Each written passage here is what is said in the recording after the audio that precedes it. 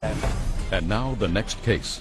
All parties in the matter of Lawler versus Fletcher step forward. Brittany Lawler claims ex-boyfriend Nathan Fletcher broke their apartment lease. Nathan says Brittany kicked him out after he spanked her son. Ms. Lawler, according to your complaint, you and the defendant lived together, signed a one-year lease in an apartment. You moved in, there were three of you. You, the defendant, and you have a child who's 6. You lived together and everything was pretty okay for a while, and then there was an incident involving your son. And the incident involving your son surrounded an eating tantrum that he had. And according to Mr. Fletcher, he threw a tantrum and Mr. Fletcher spanked him. After that, the two of you separated, never got back together again. Mr. Fletcher did pay the rent for a couple of months and then stopped. You want him to pay the last 3 or 4 months' rent because he signed the lease with you. Mr. Fletcher said really anticipated that you would be back together again, that you told him to leave, and that he's not going to pay any rent since you asked him to leave. Not only asked him to leave, you told him to leave. I believe in your answer, Mr. Fletcher, you say that her parents gave her an ultimatum. Either you left or they were taking her son. Yes, ma'am. Is that what happened? No. Well, we'll find out. If they did say that, it probably would have been the right thing to do. Mr. Fletcher. Yes, ma'am. There are certain given facts in this case.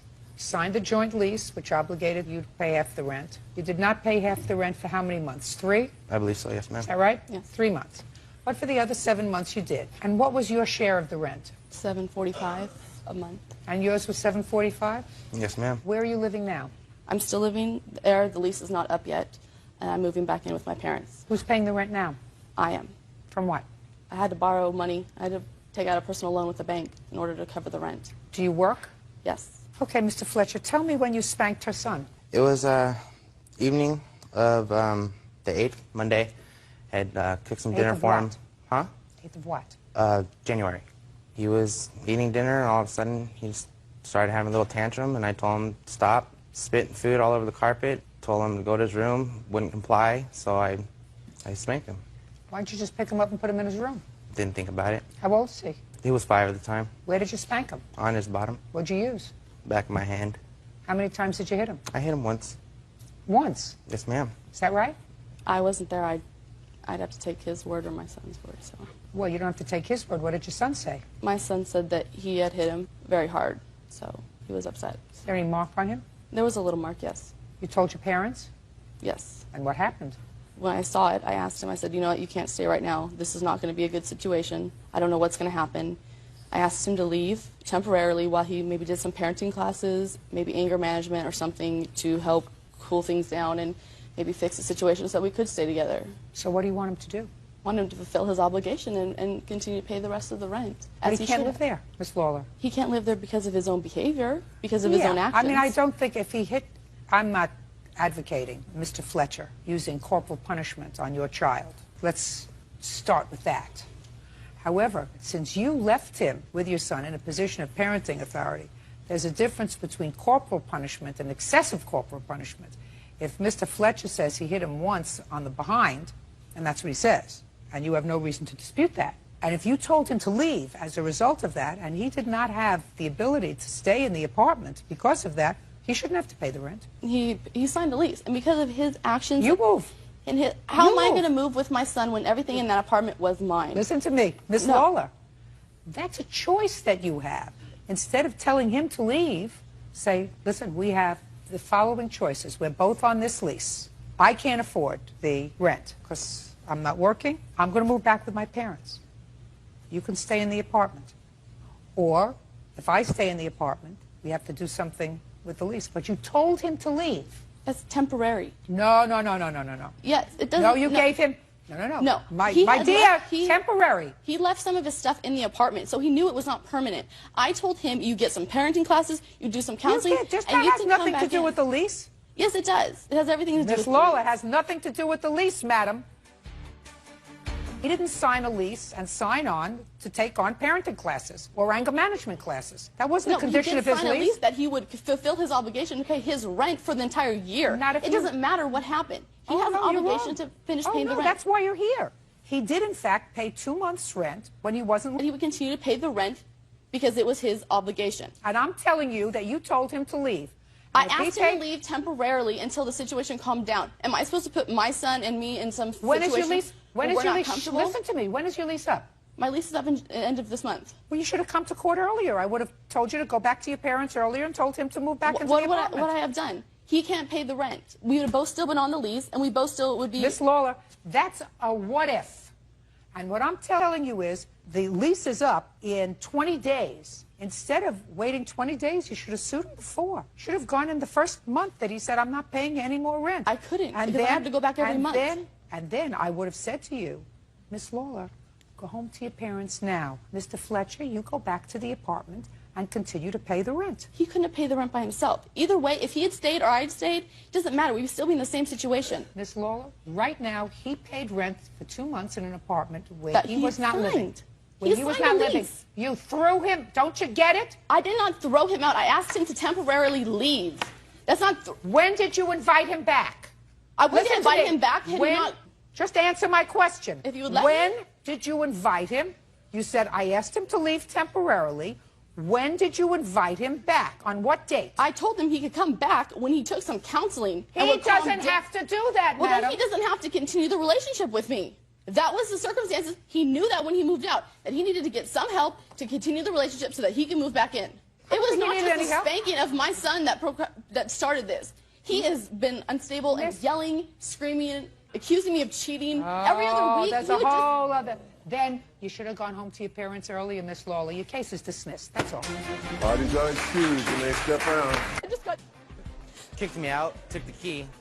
Don't belong there, right? Don't need to pay? Easy as that? He had an obligation to pay the rent. Because of his actions, I asked him to temporarily leave until he got help. He didn't get help, and I broke off the relationship. I shouldn't be in debt. I'm working, I'm taking care of my son, I'm going to school.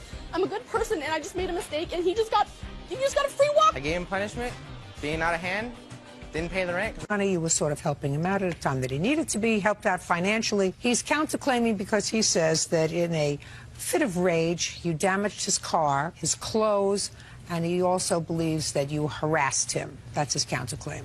So tell me when you met him. I met him in August of last year. And when did you lend him the money? Of last year. Tell me about it.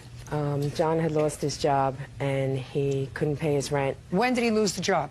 November. What kind of job did you have, Mr. Bambino? Car salesman, ma'am. How long did you have that job with that company? 7 months. Before that, where did you work?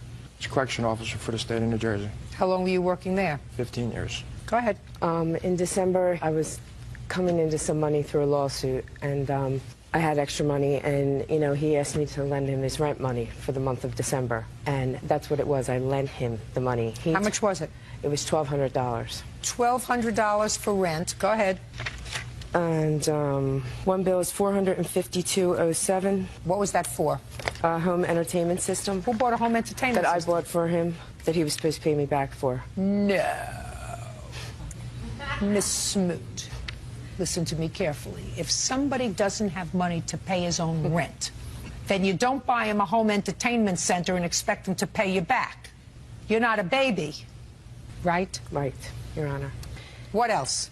Cable bill, $100.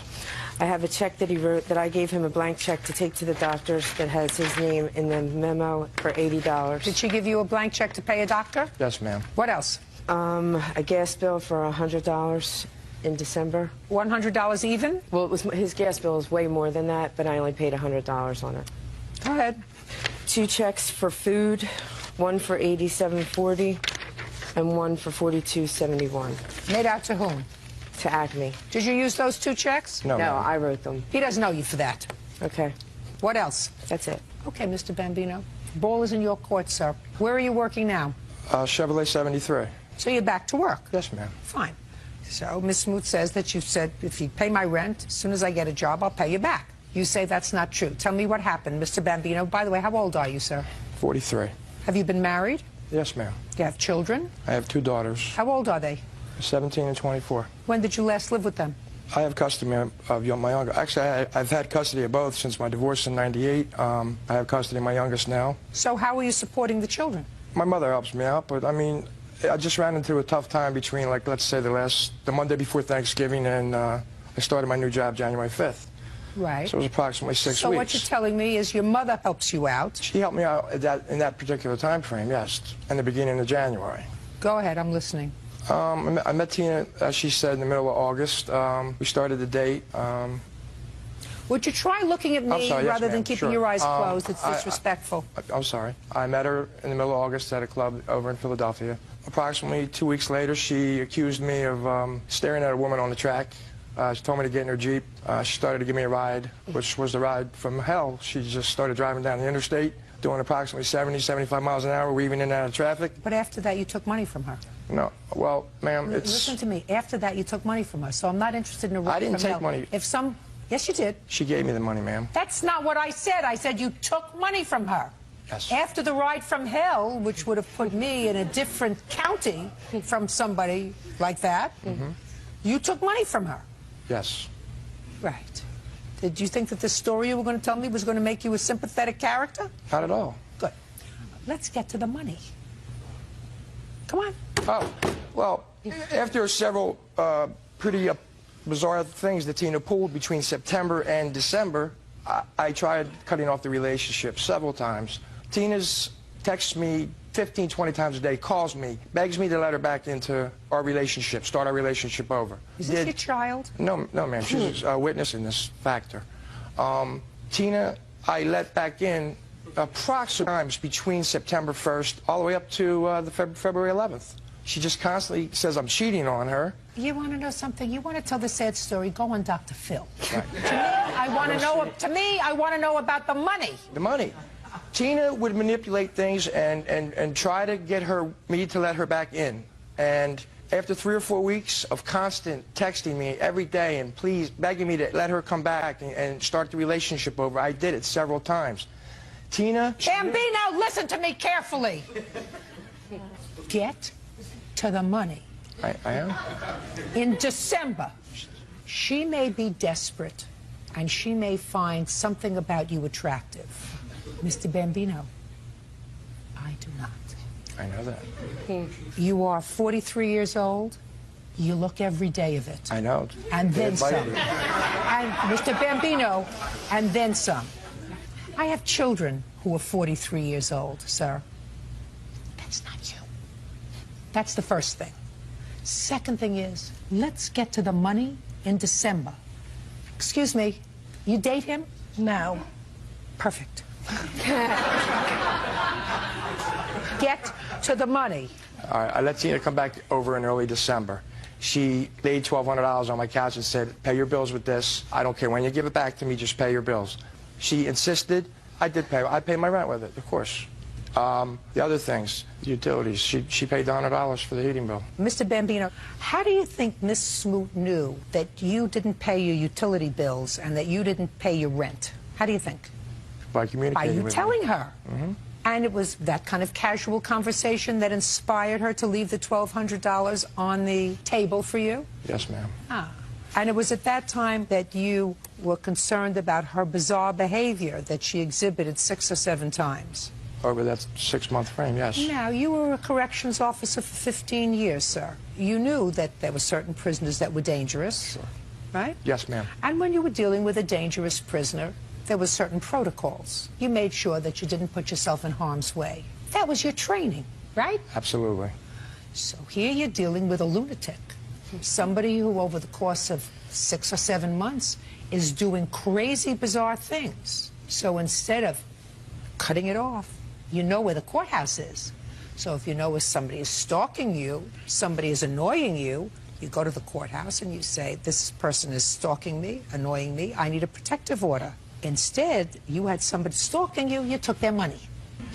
No. You took their money. I didn't say loan, I didn't say gift, I said you took their money. Well, you did. You just told me that, Mr. Bambino. You told me she was stalking you, harassing you, doing all kinds of bizarre things, and she put $1,200 down on the table, and she paid your bills, and you took it. That's what you just told me. Judge Judy continues in a moment. You have to be a nice man, Mr. Bambino. Real cases, real people. Judge Judy. Tina Smoot claims ex-boyfriend John Bambino owes for a loan to help with his living expenses. John is countersuing for harassment and claims Tina intentionally damaged his property. Okay. Now, It is your claim, Mr. Bambino, your counterclaim, that the plaintiff damaged your property, harassed you, and damaged your clothing. You want to tell me when that happened and where? Yeah, first week in November, Tina was going to North Carolina for a wedding. And when did she give you the money, sir? December. On a sympathy scale, sir, of 1 to 10, this is about going to be a -5, because what you're going to tell me is that she, again, acted like a nut, but you took money from her the next month, right? Yes. Keep going. She told me she would let me borrow her Jeep. I dropped off my friend's automobile that I was using at the time, which was a female friend of mine for 18 years. Tina, in the process, went in the glove box and found out who the car belonged to. She took a pen and ripped the whole roof of the inside of the car, ripped the leather on the seats, took a soda and threw it all over my clothes in the back. That's the incident in November. Why did you do that, Tina? I didn't go to that extreme. What did you... Tina. What happened? Why did you do it? I didn't do that, Your Honor. Yes, you did. You did some of it. I called him and told him to bring my Jeep. What did you do to the stuff I in the poured car? soda on his clothes, that was You all. poured soda on his clothes. Is there a police report with regard to the damage to this friend's car? No, ma'am, but I have pictures. It's not your car. It's not my car. Did you fix the car? Not yet. Then you're not the person who can file this claim against Ms. Smoot. That would be the car owner. Yes, ma'am.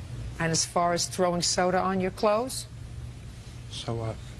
you owe her $1,480. You have to be a nice man, Mr. Bambino. I'm a very nice man. No, you're not.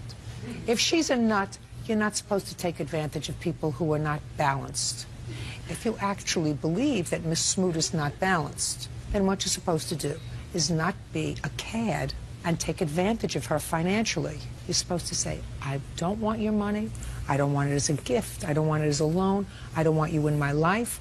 I don't want that at all, because I don't think you're balanced. I think that you should take this money and use it well by going to see a doctor who will maybe give you some medication to help you feel better.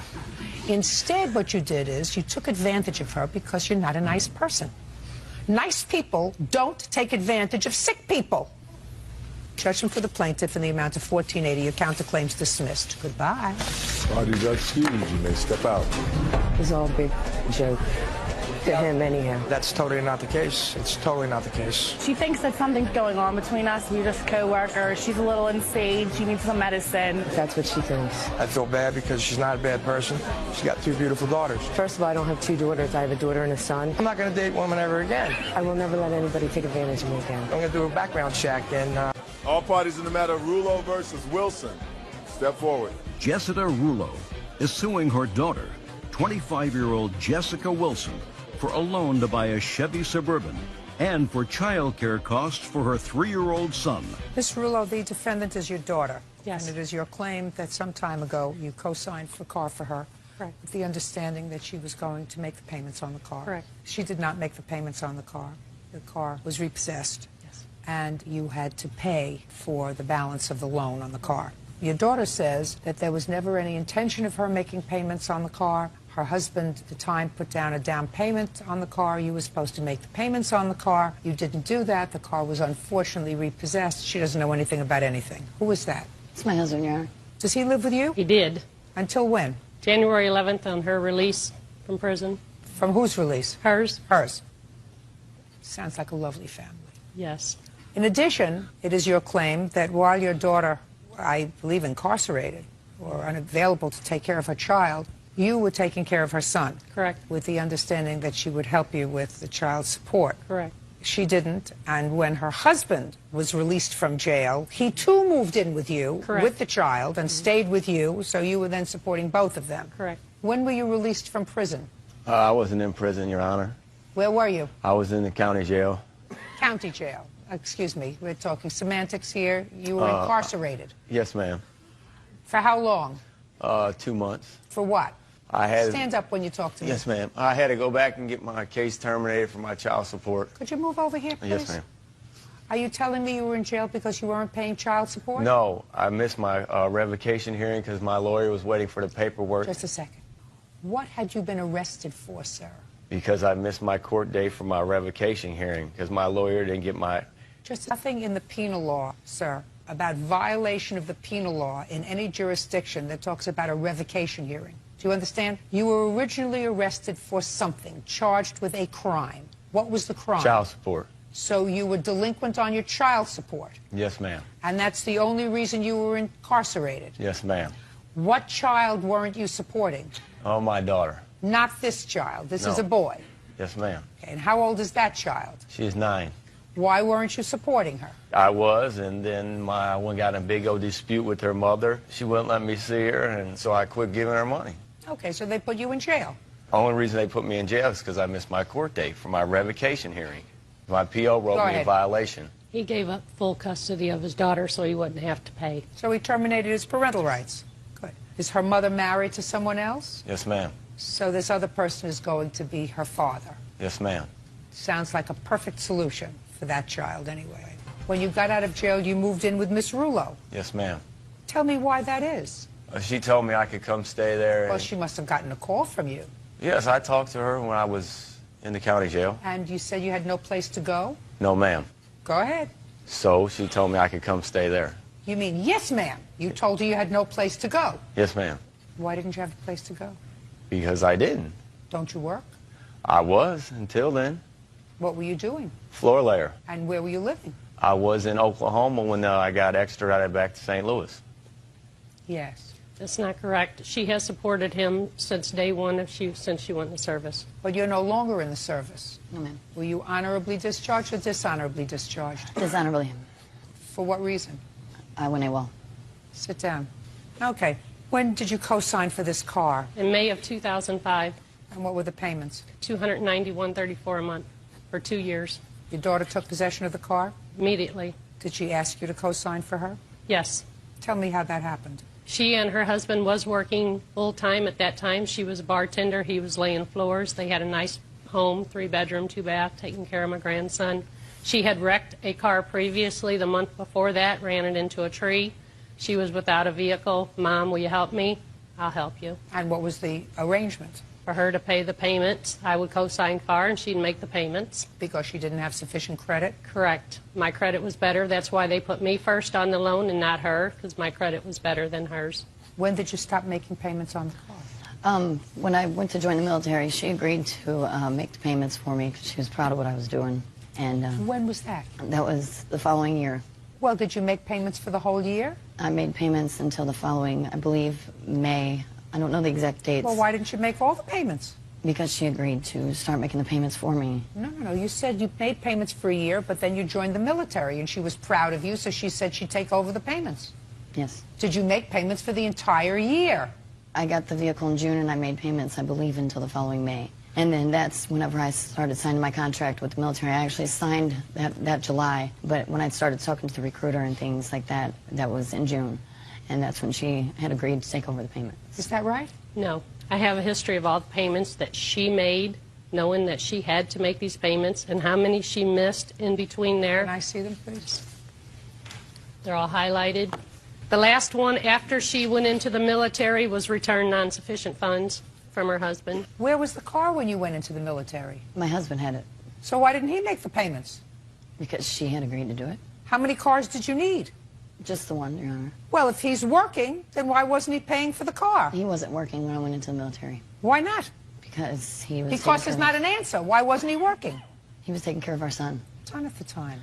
He was 3. And he wasn't in daycare? What? He was living with me, taking care of his son. He was not working. Can I see the payoff, please, for this car? You should be embarrassed. Are you embarrassed? You should be embarrassed.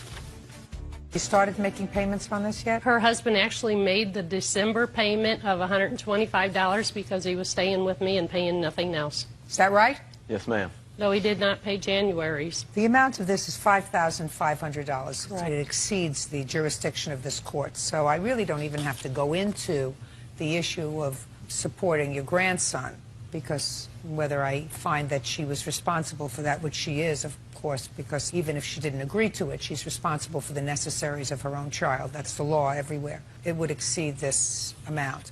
Where is the child now? With her.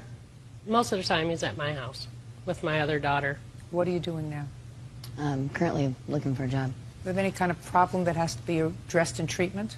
No, ma'am. What about him? No, ma'am. You mean you're just not doing anything and neither is he? No, he's working now.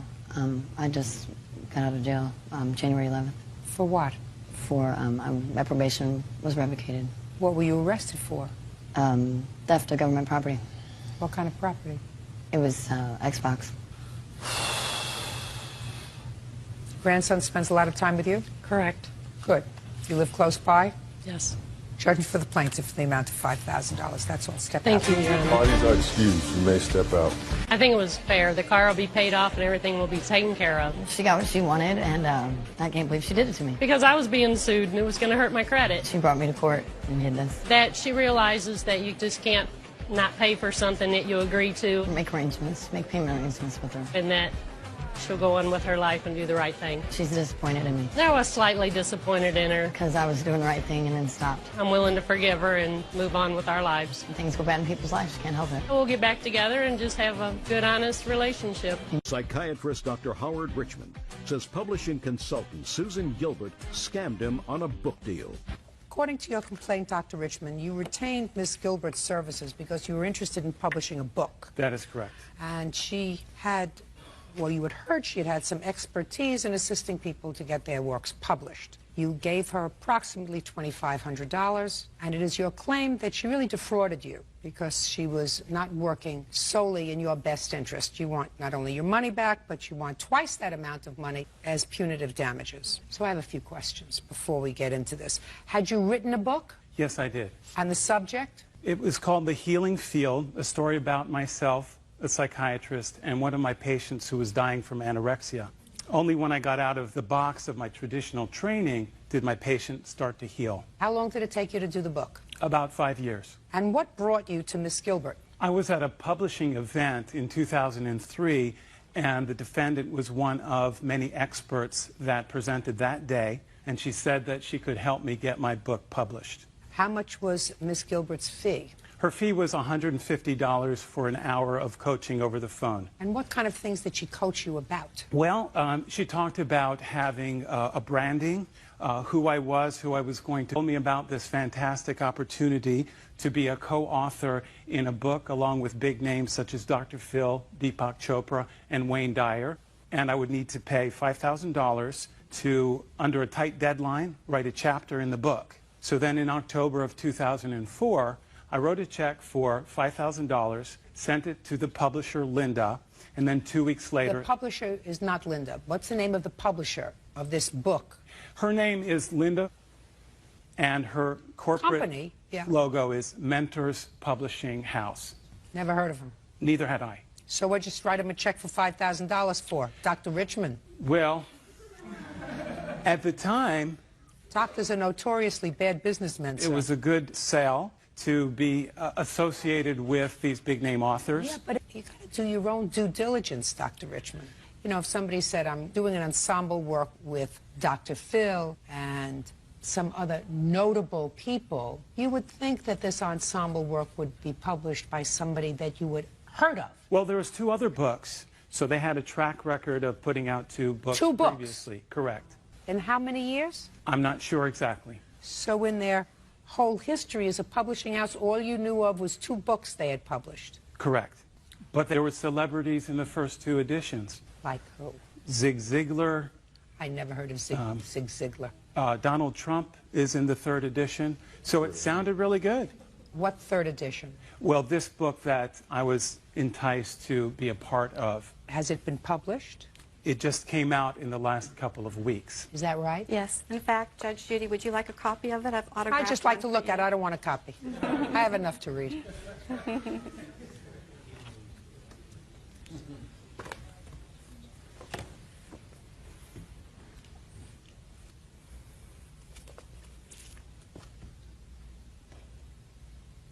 By the way, in case you want a picture of Zig Ziglar, this is what he looks like. That's him.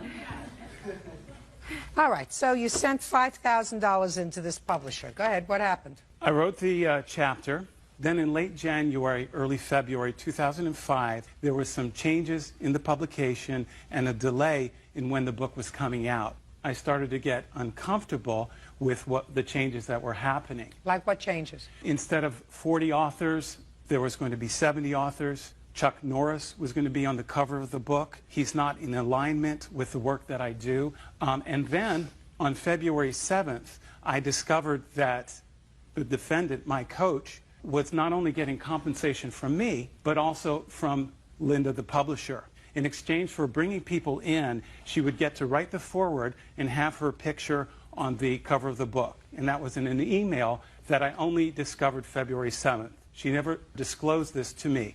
I was shocked. My confidence in her began to evaporate. Did you have to pay $5,000 to get into this book? I did not. And the reason you didn't have to pay $5,000 to get into this book is because you brought other clients into the book? Right. The Is that, relationship. just a second.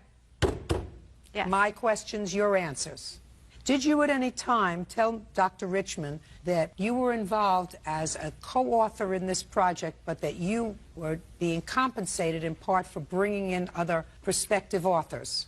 Yes. When did you tell him that? At the inception of the discussion of whether he would come in or not, because one of the questions that they had was whose picture would be on the front, and at that time the publisher had offered that my picture would be in that larger space there on the cover. That doesn't answer my question.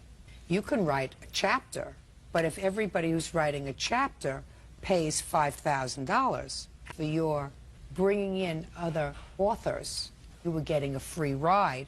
My question is, did you tell that to Dr. Richmond? I did not state it in those words. Well, those are the words that you should have used, Ms. Gilbert. If I could clarify one thing for Judge Judy, though, the $5,000 fee is not a fee. He made a commitment to purchase 1,000 copies. There's no difference between buying 1,000 copies and paying $5,000 to get in, because it all goes to the publisher. They are at least assured of 1,000 copies, and if they get 70 authors to each contribute $5,000, that means that they have guaranteed themselves 70,000 copies of the book being sold, which guarantees them a spot on some list that says we've already sold 70,000 copies, and therefore you should read this book. That's sort of a no-brainer.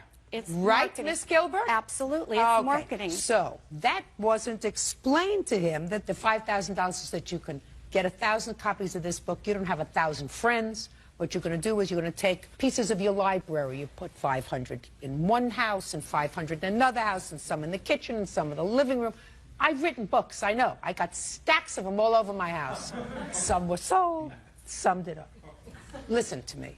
You had an obligation to tell him that you were also representing other people who were going to be contributing to this book, and in exchange for your cooperation in securing other people, which the publisher wanted, because I guarantee you, Dr. Phil didn't have to pay $5,000 to get into the book.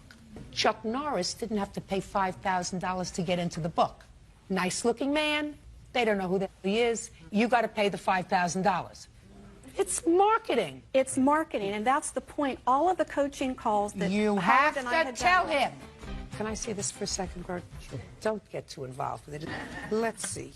We have people like Dan Kennedy, Cynthia Bull, Brian Tracy, Carol Ann Hamilton. How many people did you represent here, Miss Gilbert? I represented 4 people. And did each of those people pay $5,000? Yes, they did. Okay, because they were not celebrities. Absolutely. Did each of those other 4 people know about the other people? I did not spell out everything as it's coming out in this courtroom, but Howard knew that I was inviting him in and I was inviting other people to participate, and I explained how it worked. You should have explained the whole piece to him. You left out some very important things. That doesn't take away the benefit that he would have received and all the things that we discussed. He's not a child, Miss Gilbert. You're right. He's not a child. So what you're supposed to do is, if he is retaining you in what I consider an almost quasi-fiduciary relationship, you don't treat him like a child. You give him all the facts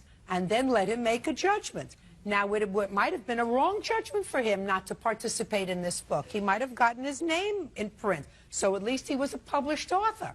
But your responsibility to your client, if he was your primary client, was to make sure that he had all the facts. Now, did you get your book published? Not yet. You got a possibility? Of course. Good.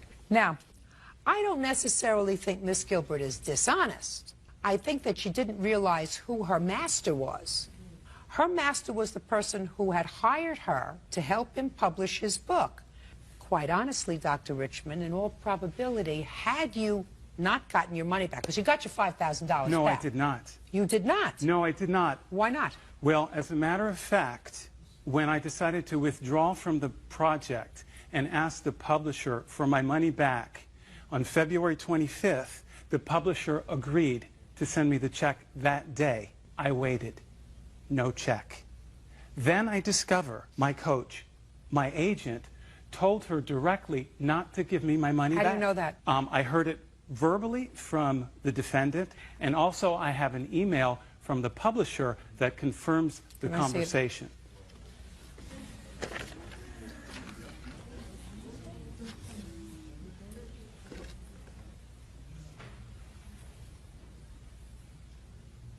What did you say to the publisher? I don't know what was written there. I'm not asking you what was written here. I know what was written here. I'm asking you what you said to the publisher that resulted in the publisher not sending him back his check. I care very deeply, even though it doesn't appear that it's coming out that way. I care about my coaching clients. I asked you what you told the publisher. That I wanted to speak with Howard before he withdrew because I felt he was making a really bad business decision, that everything that he and I had been working towards for months would be helpful in this book release. And so I wanted an opportunity to speak with him. Well, did you speak to him? I did, and he still withdrew. Just a second. Did you then call back the publisher and say? Multiple times. And say, give him back his check? Absolutely. Multiple times I have requested, and I thought that she would.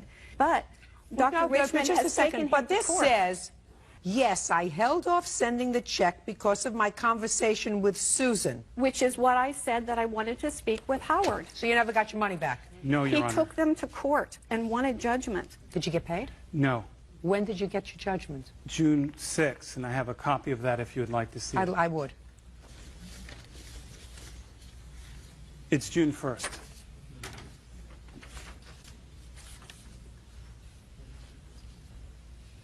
You have any idea why you haven't gotten your money? Lack of integrity. Have you called them? Yes. And what have they said? No response. Tried to get the money from the bank account. No money there. Cat and mouse game. Her client has said, I want my money back. The people are ready to send you your check. You say, don't send him his check. I want to talk to him. That's not up to you. If he's hired me as his coach and I feel that he's making a mistake, I'd like to speak with him before that happens. You had no business speaking to the publisher about him. You don't know who your master is in this situation. You took money from him. You are his advocate. As I was advocating for him that this was a good project. He's not a baby. It's up to him to make a judgment as to whether or not he believes that he wants to go forward with this project. You know, Chuck Norris is a very nice man. He says, I don't want to be in a book with Chuck Norris on the cover. I don't know why. I've met Chuck Norris, got a lovely man, he's got a lovely wife. Their philosophies may be inconsistent. Who knows? That's not up to you. That's up to him. How mumuch did he pay you? How much did he pay me? Yeah. A total of $2,500 over 6 months for 17 sessions. And when I begin to work with someone, Judge So Judy, far, he's out $5,000 plus another $2,500, and he doesn't have a book. And the $5,000 of that $7,500, put it down. $5,000, Miss Gilbert, out of the $7,500 is because of you. Sounds to me like better practice would be not to come in front of 10 million people and tell your story, but to give him back his $2,500. Judgment for the plaintiff in the amount of $2,500. That's all. Parties are excused. You may step out. R-A-U-J-O. Mr. Arajo. There you go. Close enough. Are you the owner of A-Plus Limousine? I'm part owner, ma'am. How long have you been in business? 5 years. How many limousines do you have? 3. Do you drive as well? Yes. In the 5 years that you've had your business, sir, how many times have you sued clients? This is the first time. Mr. Rury leased one of your cars for an evening. He wanted to celebrate his... birthday. A national holiday. What national holiday was it, Mr. Rury? It was my 35th. You look older. And who are you celebrating with, sir? Friends, family. How many friends and how many family? About 40 or so. And how many people did you put in this limousine? About 20 at a time. What do you mean 20 at a time? They picked up from one location, dropped us off, went back, picked up another group. Were you driving that night? Yes, I was, Your Honor. Tell me what kind of damage you allege that they caused your vehicle. They used this fun streamer can, and it was all over the car. Normally, it's not a problem to get off the carpets, the door paneling, and that such things. But on vinyl, it adheres to it and it crusts up and it doesn't come off. Well, what do you mean normally it's not a problem? I don't understand that, sir. Off of carpeting and door panels, you just peel it right off. It comes right off like hair. But on the vinyl itself, it actually sticks to it and it crusts up and it doesn't come off. And we needed to get it detailed, and it took about 5 hours of cleaning to finally get most of it off. But it still left stains. I have some pictures to show if you... Now, you were driving that night. Yes, I was. By the way, I read your answer. You don't deny that you bought this stuff and you used it in the car. Yes. Could you explain to me, just for my own edification, why would a 35-year-old man do that? It's fun, and if you had silly string shot at you, it's kind of exciting, I guess, so it made it fun. I have a couple of my sons visiting me today, you know, and they're about your age. One of them's a couple of years older, but we won't go there. And I cannot imagine them renting a limousine with their friends and using silly string. Mr. Rory. I mean, I can imagine them going from one place to another, I can imagine them having some beers in the back of a car, but I can't imagine them using silly string, this stuff. I mean, my grandchildren use that. We like to have fun. If you consider that fun. So where were you shooting it? Oh, at each other, you know, typically. Were you making a big mess? There was a mess when it was over, yes. Well, who was supposed to clean up that mess? Well, Gennaro? Oh, Mr. Rory, no, I'm being serious with you, sir. You commissioned A1 Limousine to take you and friends from one place to another. Where did it say that they provided domestic services for you to clean up after your crap? Well, we've rented limos many times. Show me. We've never cleaned up after ourselves on any cars we've ever rented. That's why we pay $800 to rent a car. Your Honor, if I may? Yes. Normally, we clean up beer bottles, bottle caps, empty cans, napkins. That kind of stuff is not a problem. We never have the client clean up after themselves. That's normal. Well, that's nice of you, because they're drinking a beer, they leave it in the car. Mm-hmm.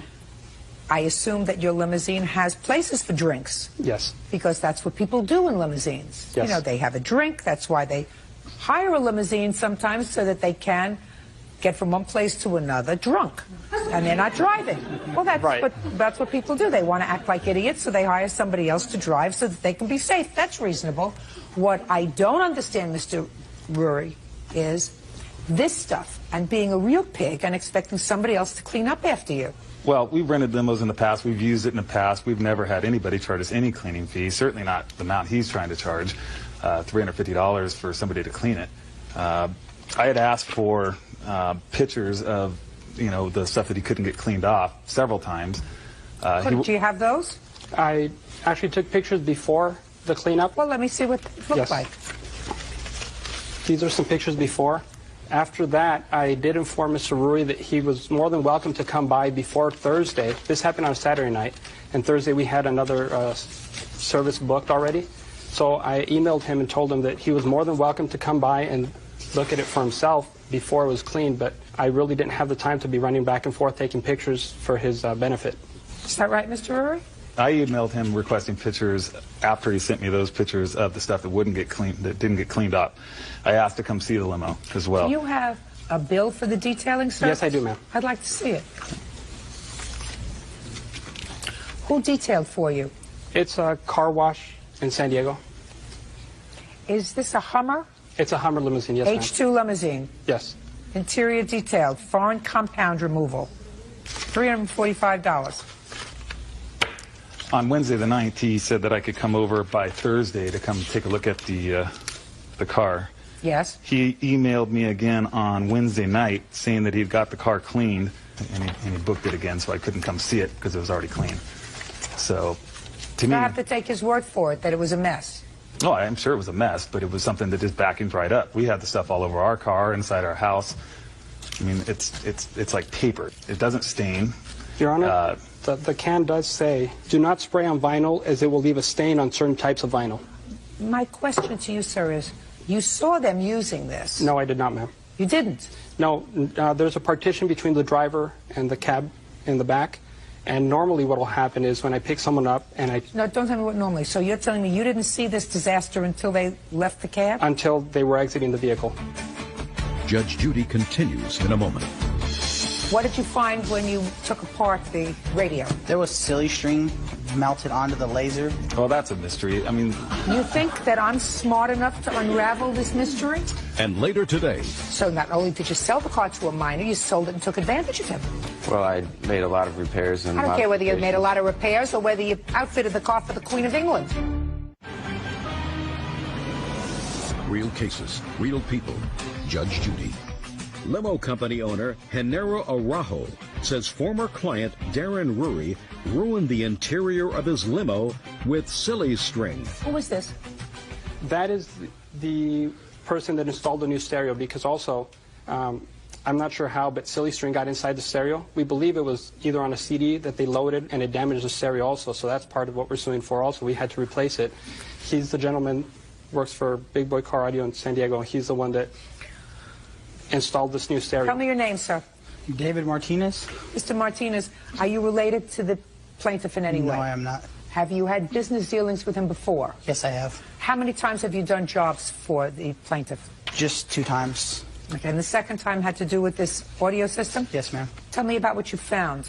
I pulled the deck out, which is the radio. It was... Why did you bring the car and to check out the radio? Because the radio part works on it, the AM/FM radio part, but when you try and load a CD, it spits it back out. Okay, so it wasn't working? It wasn't working properly, no. Had it been working prior to Mr. Rury and company occupying the Hummer? Yes, actually, when they got on, his girlfriend Bambi brought along some CDs, and I showed her how to use it. Is that right, Bambi? Yes. And it worked fine? It worked fine. Is that your real name? Yes. Go ahead. Oh, and at the end of the night, when I picked up the final group that was going to be leaving, Bambi and Darren were in the group, and I was holding their CDs for them so they wouldn't get lost. So she asked for them back. When I gave it to her, she went in the back and she told me there was a problem. And I thought she just didn't know how to use it, so I went back to show her again, and that's when I noticed you put it in, it spit it back out, put it in, throw it back out, and it wouldn't play properly. Got it. Is that right, Bambi? That's right. Good. So far, she's a wonderful witness for you.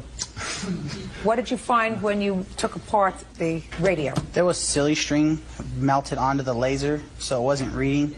Darren, how do you think that happened? Well, that's a mystery. I mean... Just a second. That's a mystery. You think that I'm smart enough to unravel this mystery? You probably are, but the CD player was working fine when we got out of the car. We went into a club. We gave him the CD so nobody would use it or anything. Listen to me. Bambi said it wasn't working. It was working prior to it. Prior. And then we got out of the club. We get the CDs back, and they don't Listen to load. me, Darren. Sure. I want you to try to put on your thinking cap, Darren. You and Bambi got into the car as she put in the CDs, and they worked just fine. At the end of the evening, this is the fact, the CD wasn't working. Right, Bambi? When we got back into the car. It wasn't working. We went to put a CD back in there. At the end of the evening, Right. it wasn't working. Right. Mr. Martinez says that what he found in the CD changer was... silly string. Silly string. Figure that out, Darren. We didn't have silly string on our CDs. No, to but me, maybe somebody... it's convenient watched. excuse, but I don't think so. Listen to me. Everybody was drinking. Looks to me as if a lot of people were drinking. Maybe somebody thought it'd be funny to put silly string in the stereo system. You have something you want me to look at, Darren? You got a lot of... No, I have a lot of photographs of our mess, but... Of your what? Of our mess in the car that he had sent us. But he never showed me any of the silly string that was inside the stereo. So, no. I have to believe Mr. Martinez. Darren, I want you to look at Mr. Martinez. You think Mr. Martinez is lying about what he found in the stereo? I don't know. Darren. Probably. Darren, and you were 3 sheets to the wind, and probably so was Miss Bambi. How much did you charge him for fixing the stereo? I charged him $45 to remove the stereo and install another one because it couldn't be repaired. We had to replace the laser, and it's going to cost more than what the stereo costed. So how much was it? We actually tried to get the same stereo over the internet, but it's a discontinued model, so we ended up buying a different one that costs $168.95 plus the installation fee. Well, that's all together, that's $603. That's with the detailing and his bill and the bill for the new stereo. So explain to me, sir, why you're suing for $1,158. Because even after it was cleaned off, it did leave a stain like the can says it would. I have some pictures of that, if you'd like to see them. And I didn't think you had pictures of that, the stain. I did. Oh, let me see. Actually, there's a few pictures. Some of these might be repeats, but it didn't come off completely. It left residue. And the only way to fix that is to have it upholstered again, and I have an estimate for that also. Oh, that's a mess that you made, sir. Did you take a look? No, he wouldn't give me those pictures. Well, I'm going to give you the picture, sir. Here you go. And if you actually total up the... Sorry, ma'am. If you actually total up, it's more than what you're suing for. Correct. You see, Darren, look at me, Darren, you're not a bad guy. You know, sometimes I have bad guys, and sometimes I have just guys that are not bad, but just limited. You're not one of the bad guys. Limo company owner Genaro Araujo says former client Darren Ruri ruined the interior of his limo with silly string. I'm giving you as a given that you and your guests caused this damage to the vinyl, that you and your guests caused another CD changer to have to be installed, that you and your guests caused the car to have to be detailed after you finished with your night of partying. I want you to accept that as a given. Whose responsibility do you think it is? Well, I hate to say it's mine, but I have to. See, I knew you weren't a bad guy. Got a nice smile. Judgment for the plaintiff in the amount of $1,100. Thank you very much. Thank you, Your Honor. Can you step out?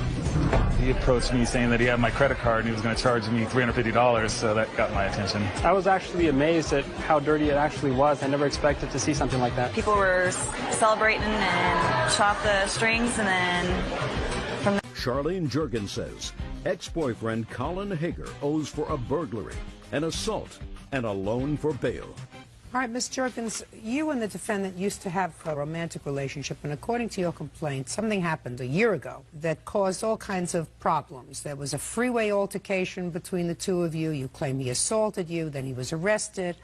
Then you decided that you would help him out by bailing him out. You obligated yourself to a bail bondsman. You claim he owes you money for that. You claim he owes you money for the assault. You claim he owes you money for going into your apartment at some time subsequent to this altercation and ruining your property. Mr. Hager has a whole different interpretation of what happened on the freeway about a year ago. He says that you actually stole money from him, that you're not obligated to the bail bondsman. He's obligated to the bail bondsman. He's going to have an opportunity to tell me, but you're no longer in love? No. Absolutely not. You don't see each other anymore? No way. No. Perfect. So, tell me what happened a year ago, Ms. Jurgens. I was in a violent relationship, so I moved out of my county to a different county, and he followed me down there. He learned where I lived. Look at me. Don't look down there. And he showed up and broke into my bathroom window. And he... Were you home during all this time? No, I was not home. Just a second. You have any proof that he burglarized your house? No. I have a police report of the robbery. That you reported? Yes, I did report it. I can make a report. I can make a report that he burglarized my house. He admitted he went through my bathroom window on the police report. What date? On November 25th of 2004, he admitted on his police report to the police in San Diego that he went through my bathroom window. Okay, let me see that. Didn't know. Because November 25th, 2004 is the same day as this freeway altercation. Is that correct? Yes. Okay. Let me see the report where he admits that. I never even spoke to the police.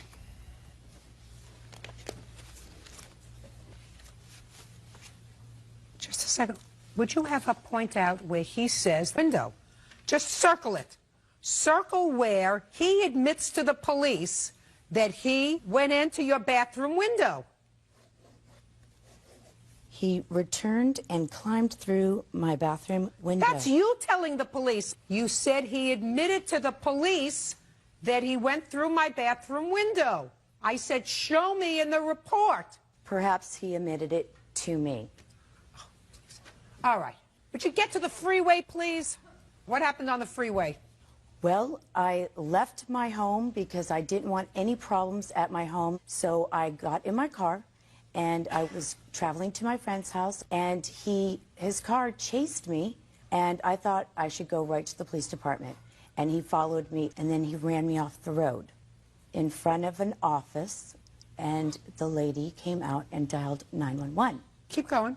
I couldn't call 911 because he was reaching in my window to steal my cell phone. Keep going. He hit my rental-car, and then he sped off. Keep going. So basically, that's hit and run.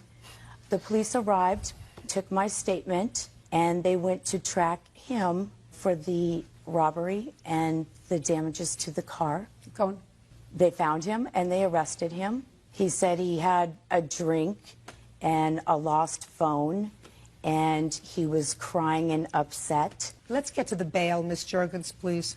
He was arrested in San Diego. He knew my home phone number, so he called collect, and he promised to pay for those collect calls. Just a second. He called collect, and the operator said, I have Mr. Hager on the phone, and you said, I'll accept the charges. Not the first time. I don't care if it's the first time or the 100th time. Eventually, I took the call. And what happened when you took the call? He was upset and crying and promising me that he would quit using drugs and he would go to AA and never drink again. Please help me get out. My family won't help me. My sister won't bail me out. Only you can help me out. So? I hung up on him and I called my lawyer. About what? I said my ex-boyfriend was arrested and he's asking me to bail him out. And my attorney said, well, that's a great idea because then you can bring him to us and we can get a retainer. So bail him out, sign for his release. You think I believe that? You think I believe what you just told me? You think Bird believes what you just told me? That you calling your lawyer and you said, my ex-boyfriend who beat me up, who I moved from one county to another county to get away from, just called me up to bail him out of jail because after he burglarized my house, assaulted me, chased me down the freeway, damaged my rental car, tried to steal my cell phone. After all of that, wants me to bail him out. And your lawyer said to you, that sounds like a great idea. Why don't you do that and we can get a retainer from him and then we'll all be one happy family. So you went and bailed him out and put down with the bail bondsman how much? I didn't put any monies down. I just signed for his release as my attorney told me to do so. So they let him out because you promised to pay? He promised. So what are you suing him for bail for? I have a promissory note that he promised to pay and he's never paid. Well, what does that have to do with you? If you just said you're not obligated to pay the bail, what is the promise? You're suing on behalf of the bail bondsman? The bail bondsman is suing me for the amount of $2,500 for Show me that the bail bondsman is suing you.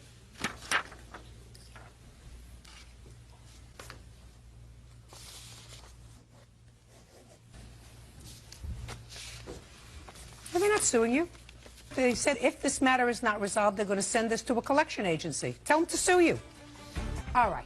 Tell me this story about what happened, Miss Juergens, when you signed him out and took him to your lawyer. Tell me what happened. My lawyers had him sign a retainer and they made $8,000 off of him. Yes. Then they called him and said, why haven't you paid that bail bond? It's going to collections. Pay it. And he promised. Just a minute. Why would you take him to your lawyer? This man who you fled from one county to another to get away from, who just burglarized your house, assaulted you in your home, battered your car, almost killed you on a freeway, why would you take him to your lawyer? To get him out of my county of San Diego and put him back in Orange County and let my lawyers handle it. How many lawyers are there in Orange County? About 1 million. Right. And according to you, he paid your lawyer $8,000. I guarantee you, another half dozen of the million lawyers in Orange County would have taken the case for $8,000. So why you chose to take him to your lawyer, the whole story is so bizarre. And if the story is so bizarre, and if it doesn't make sense, it didn't happen that way. All right, Mr. Hager, I've listened to the fairy tale on this side. You want to tell me your side of this fairy tale? What really happened was she took off with my phone after coming to my hotel room. Where was your hotel? San Diego, Mission Bay. What were you doing? They're like getting ready to go to SeaWorld. You were getting ready to go to SeaWorld? Yeah. Who were you going to SeaWorld with? I was going to go to SeaWorld with my daughter. Was your daughter with you? No, she wasn't at the time. Where does she live? She lives down in Costa Mesa. Listen, Mr. Hager, Yeah. you're always going to get tripped up on a little detail. Yeah. Because they make up the story as they're going. Do you understand? Oh, I'm not making it up. Oh. What were you doing in a hotel room, and what was she doing in your hotel room while you're getting ready to take your daughter to see the sea lions? My daughter wasn't with me at the time. She was in Oceanside visiting her cousins. Charlene came down there because she had to see me. Just a second. How did she know you were there, sir? She called me. On your cell phone? Yeah. Okay. And you told her, I'm here. Did you tell her before or after you arrived? After I arrived, I believe. And she came to your hotel? Yeah. What's the name of the hotel? I think it was the Hilton. Paid by credit card or cash? Credit card, I believe. And you registered there in your own name? Yes, yes. Why do you hesitate? Well, I have trouble with remembering details. Yes. Well, I mean, it would be a simple thing. Somebody said, did you register there in your own name? I said, of course. Yeah. I wouldn't say, Do you know what I'm saying, Mr. Yeah, Hager? I know what you're saying, yeah. It's the little details that are going to trip you up if I don't get an accurate story from you. Okay. Or as close to accurate in this fantasy that I want to get. All right. So she came to your hotel? Yes. For what purpose? To talk. About what? About a relationship, and also to try and talk me into backing off on some of the accusations and charges I had against her. For what? Battery, robbery, all kinds of stuff. Were there criminal charges pending against her at the time? Yes. Is that true, Miss Juergens? 1, assault. Robbery is false. So at the time you went to his hotel, there was a current criminal action pending against you? Yes. Well, at least I got you in his hotel. That's different from the bathroom in your house. Now, according to you, she left your hotel with your cell phone. Is that right? That's correct. And that's why you followed her on the freeway. Yes. Did you pay the bail bondsman, sir? Yes, I paid him everything up to about $2,500. Did you pay her lawyer any money? Yeah, and quite a lot of money. In fact, I paid her bill for the lawyer too. You did? Oh yeah, I have the receipt right here. How much did you pay her lawyer? $1,250 on one count, and then I paid $2,500 on another count. What made you so magnanimous? Well, you know, she kept telling me that we could work things out, and she loved me and stuff like that. Were those criminal charges subsequently dropped, Miss Juergens? No, they weren't. Did that case go to trial? It did not. I changed my not guilty plea. To a guilty plea? Yeah, after 11 months. What was your sentence? Time served. How long had you been incarcerated? 48 days. What was the nature of the assault that you pled guilty to? He alleged that I scratched him and assaulted him and battered him. Is that right, Mr. Hager? Yeah, I have the report with the 5 stitches that I had, if you'd like to see that. I would. So I am correct in the time sequence in this case. Right. Your allegations, Miss Juergens, that he assaulted you after he crawled through the bathroom window, and that's when you took off down the freeway. That police report was made after you were under indictment for assault. Is that right? I was fighting my alleged charge. Correct. Well, the alleged charge. It's no longer an alleged charge. It's a conviction. Now it is. How come you didn't tell me you were in his hotel room until I got the information a different way? You didn't ask, and He asked me to go. He invited me. This is the same man, Miss Juergens, who you fled from one county to another to escape. You went to his hotel room alone? Goodbye, Miss Juergens. I am totally disinterested in your lawsuit. You have no case. That's all. Goodbye. 25-year-old Jesse Gabori is suing 23-year-old musician Cameron Davenport for the return of his fee to perform at her party. Jesse claims Cameron's music offended her guests. Mr. Bori, you hired Mr. Davenport as a DJ to play at a party that you were having. What kind of party was it? I had a cousin who was moving to Portland, Oregon from Coeur d'Alene, Idaho. We have a pretty large family in Coeur d'Alene, all very close-knit. So it was a family party? Yes, that's correct. Had you ever heard of Mr. Davenport play before? No, ma'am. How did you find him? I was at a coffee shop. I found a flyer that said, you know, Cameron Bamron, original music and DJ services. It showed a picture of a guy with a ukulele on the front. Okay, so that's how you found him. That's correct. Good. And you hired him to play at a party. You paid him in advance, $500? Yes, ma'am. And he came to the party. He played for a couple of minutes. He was told to leave. That's correct. Because you didn't like his music, and you want your money back. That's correct. Mr. Davenport says he came, he played his music. He was totally prepared to comply with the terms of your contract. You told him to leave. He's not giving you any money back. Okay, so on what date did you see his flyer, and on what date did you call him? July 10th is the date that I was preparing all of the arrangements for the party. What day was the party? The 13th of July. So you only had 3 days to get somebody? That's correct. So you called Mr. Davenport from the flyer. And what did you say to him, and what did he say to you? I asked if he would be available to do a 5-hour set on the 13th. The party started around 7 p.m. He said that he was available. I asked what type of original music he played. He said experimental. In my experience, experimental doesn't generally mean offensive or explicit. Don't tell me what your experience is, madam. Yes, ma'am. I'm asking you what you said to him and what he said to you. He asked me if any children would be present, and I said no, older people, adults. Okay. And that was pretty much the end of the conversation. I told him where to show up and when. I was in a huge hurry, so I just kind of pushed forward with it. So he came, and? On the day of the party, he arrived, had his sound equipment set up. Everything seemed to be going well. That was the first time I'd actually spoken with him in person. He seemed like a, nice guy. Got up on stage, and it was the first song that he sang that really set everyone off. I have a pretty conservative family. It was a large party. I had a lot of grandmas, grandpas, aunts, uncles, So it was more experimental than you were used to? The first lyric of the first song was what really set it off. Okay. It was not what you expected? That's correct. Okay, so what did you do? I immediately, after about halfway through the first song, I was bombarded with my family members coming up angrily, my friends, family, asking me if it was a joke. Okay, fine. So? I retreated to the back of the theater. I informed one of my cousins that he needed to ask Cameron to leave. Oh, well, and that's what they did. They asked him to leave. That's right. Correct. So why do you think you're entitled to any money back? Because he misrepresented himself on the telephone to me. No, he didn't at all. No, he did not at all. Never at any time did he mention that his lyrics were explicit or offensive in any manner. Did you ask?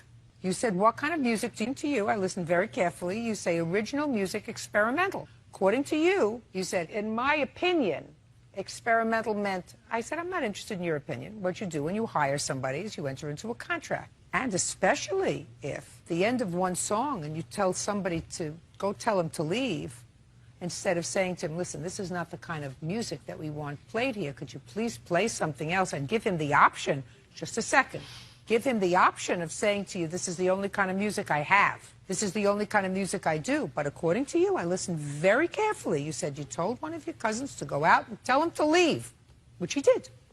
Did he go get your money back? Well, he successfully, in under 5 minutes, offended pretty much everyone at the party. You should have planned better. Should have planned better.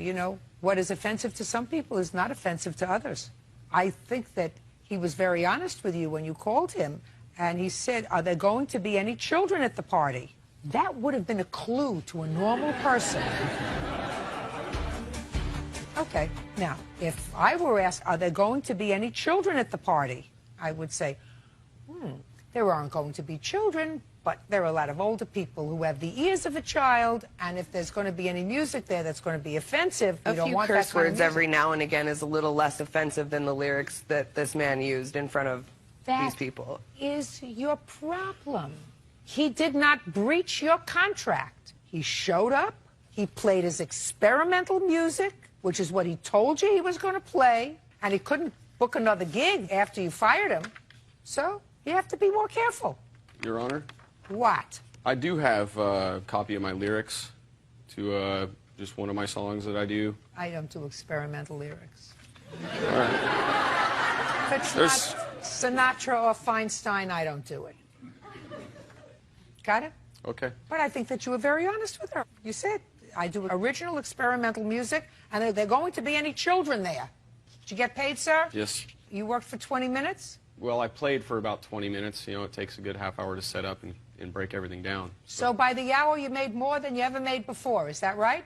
Yes. Congratulations. Thank you. You said, sure, you could stay with me for a while until you get relocated. He did. And you claimed that he agreed to pay you rent, $350 a month. In addition, you claimed that he agreed to sell you a used car that he had.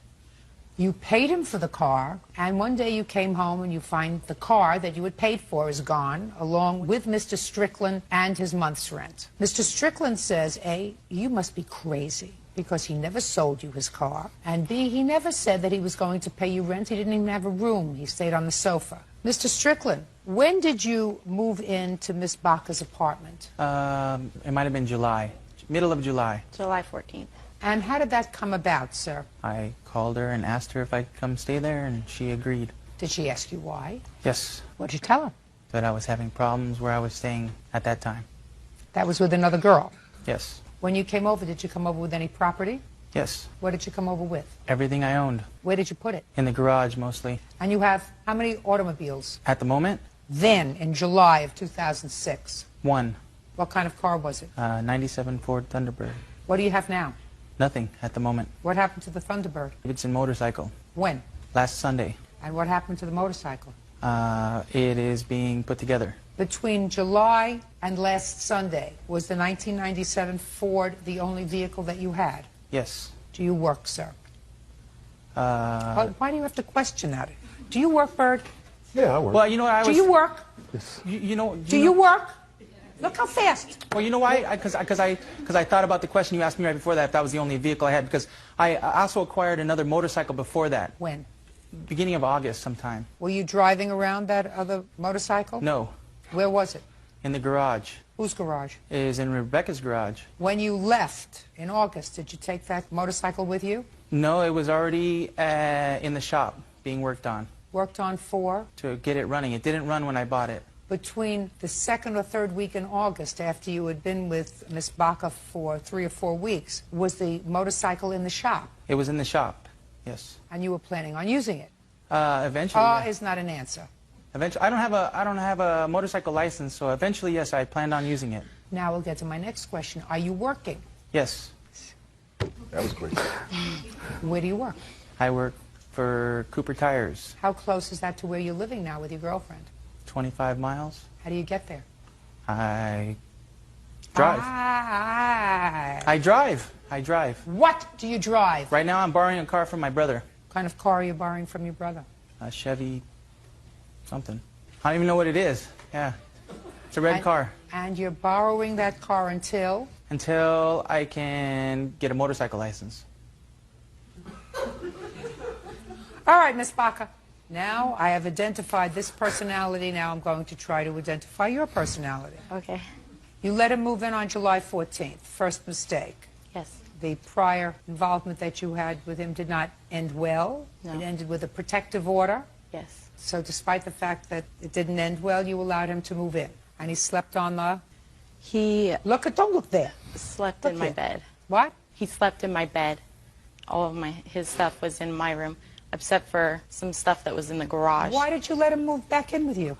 I loved him. He said he quit drinking. He changed. We weren't like in a committed relationship, and it was supposed to be just friends that he was moving in, and he would sleep on the couch. But then with him being there for a night or two, he ended up sleeping in my bed. Not smart, I know. Tell me about the car. He found out that I had money in stocks. How did he find out that you had money? Because I was telling him that I was going to be buying Sea-Doos at the end of the summer. CDs? Sea-Doos. Sea-Doos? Yeah, for water. Well, CDs would have been smart. Sea-Doos are stupid. Well, that's what he said. They're stupid. You should buy my motorcycle for me. And I was like, no. So he ended up saying that he would sell me his car for the money, which was $2,000, and he would buy the motorcycle that he was talking about previously that he got in August. He got that with my money. And I ended up selling him the car after he begged continuously. You ended up buying the car, not selling him the car. Oh, yeah, buying the car. And I didn't want to. I already have a car. I didn't have a purpose for it. But then after looking to see how much the car was actually worth and how much he was willing to sell it to me for, I thought it was a good deal. So I ended up giving him the money for it. And then my witness, Dawn. Show me that you gave him the money. The only stuff I have right here is from my UBS Financial, which is the stock company that I withdrew the money. When did you withdraw the money? The money was withdrawn and deposited into my bank account on the 27th. Of what? Of July. And then I have a bank statement saying that it was deposited and it was taken out the next day. Taken? Taken out the next day. How was it? In cash. How much was taken out? $1,650. That's a peculiar figure. Well, because the agreement with the rent was that he would pay $350 a month after staying there for 2 weeks, and then with no problems, he would start paying $350 a month. So at that point, when I gave him the money, it had been about 2 weeks. So the $350 was with the $1,650 to make a total of $2,000. $1,000. I gotcha. When you lived together previously, were you splitting expenses? He was paying, I think it was like $200 a month. When you were living together previously? Yes. Was that in the same apartment? Yes. Now, what is this witness going to tell me? Yes, ma'am. Who are you first? My name is Don Fry. Fry? Yes. Go ahead. I was actually the one going to be purchasing the car off of her because he was buying the motorcycle for $2,000. So she's like, all right, I'll buy it, and then I'll buy it from her. And so that was the agreement. Why didn't you buy it directly from him? Because I didn't have the $2,000 to bring up. I was going to do monthly payments. To her? To her. For how much? $3,200. So it's $160 a month. Okay. I mean, this guy's a convicted felon for stealing from his own job. He got fired for stealing money. Why wouldn't he come on here and lie to steal money from me? I think that's not relevant in the case. Judge Judy continues in a moment. Where did you think you were coming today, Mr. Strickland, to a tea dance? I just didn't think that I needed very much evidence. Mr. Strickland, are you serious? Judy. Rebecca Baca claims ex-boyfriend Micah Strickland owes for rent and for stealing her car. Micah says he never agreed to pay rent and the car belongs to him. Mr. Strickland, you remember the date that you left? I don't remember the exact date. Do you remember when he left? August 19th. You were there for 1 month. You moved in on the 14th, you left on the 19th. Did you pay any rent? No. Why not? There was no agreement to pay rent. You had paid rent previously. No, I had not. Previously, when you lived together. I had not paid rent then either. Well, what are you, a sponge? Are you a sponge? No. Well, you are if you don't pay rent where you live. Everybody pays rent. They pay a mortgage, they pay rent, they pay maintenance, they pay something. You mean except you? Apparently. You purchased the other motorcycle on what date in August? I don't know the exact date. Do you remember the exact date? He paid for it on the 28th when I gave him the money. Do you remember who he purchased it from? It was a guy named Rick at his work. I went to the bank. I got the money out. I went to his work on his lunch. He got the money out from his bank account, went back. He gave it to the guy, Rick. And then the next day, on Saturday, I borrowed my ex-husband's truck, and we picked the motorcycle up from Rick's house. I paid $50 for that motorcycle. I'm sure. Just a second. You have a receipt? No, I don't, but it's written on the pink slip that I haven't got around to going down to the DMV with yet. Well, where is it? It's at home. Well, where did you think you were coming today, Mr. Strickland, to a tea dance? I just didn't think that I needed very much evidence. Serious with me? That you didn't think you needed any evidence in court? Well, I just thought it was a pretty cut and dry case, being that it's my car. If I'd actually done something wrong, like I'd be in trouble for stealing. So like, I thought this was a pretty odd case. I'm surprised I'm in court over it. Well, but, Mr. Strickland, you are in court over it, so if you are in court over it, it would seem to me that an intelligent person would bring any evidence that they had to support their position. Okay.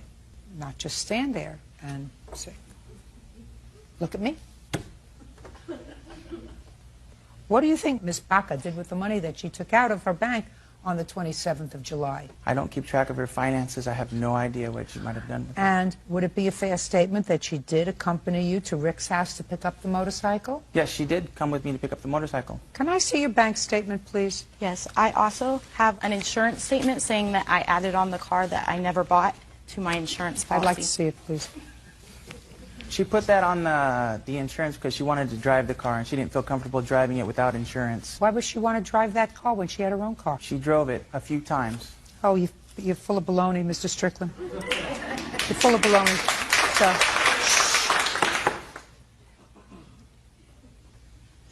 So, okay, Ms. Baca, this is the only problem that you have. What you are suing him for is the Blue Book value of the car, or what you had agreed to sell the car to Mr. Fry. That you cannot recoup from Mr. Strickland. Okay. But I believe you, and that's my job to make a judgment as far as who I believe and who I don't. I believe you. I believe your story. It makes sense. It is supported by the documents that I have here, especially the insurance, which indicates that the car was added to your insurance policy, and anybody would be absolutely crazy to add a car to their insurance policy and to pay insurance for a car when they already have a car that they want to drive once or twice.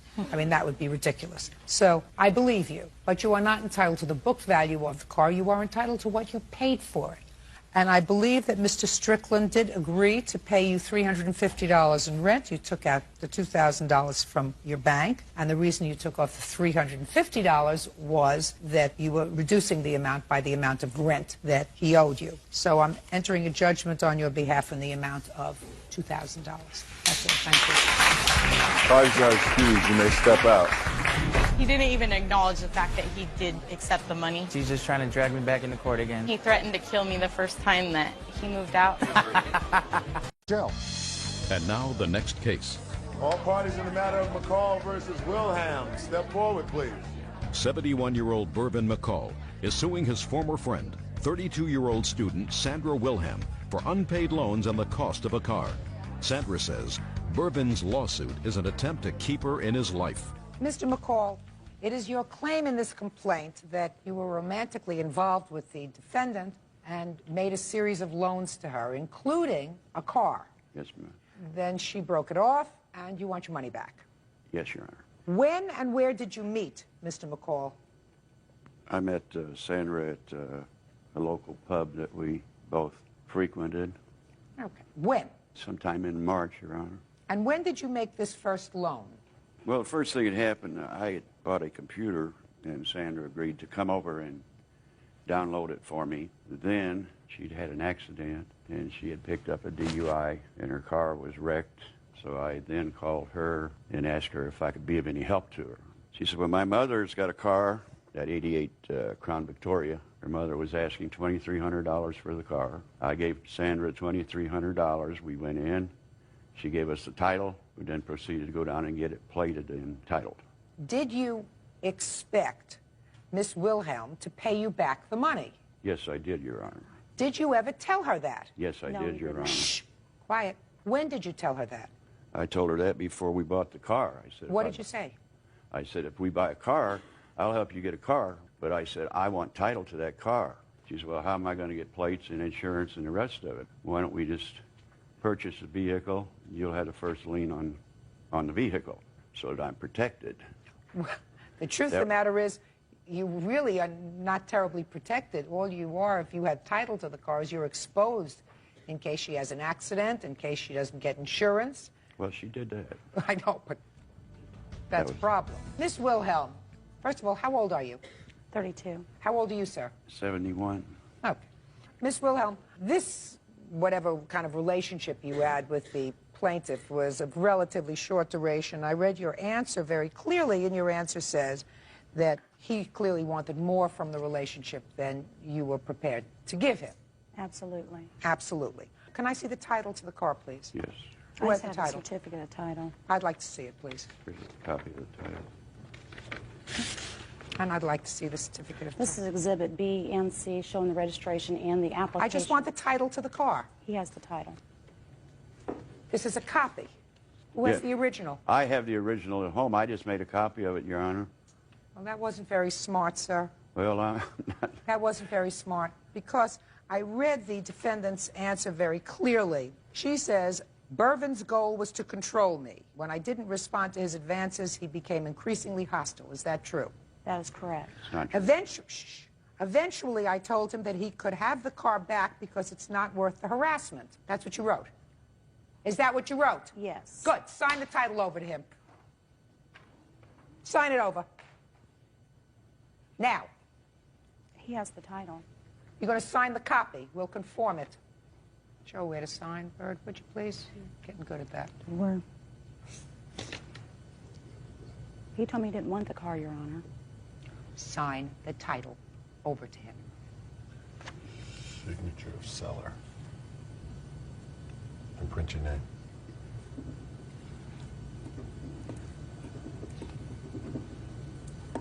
Now, give it to him, please. Thank you, Bird.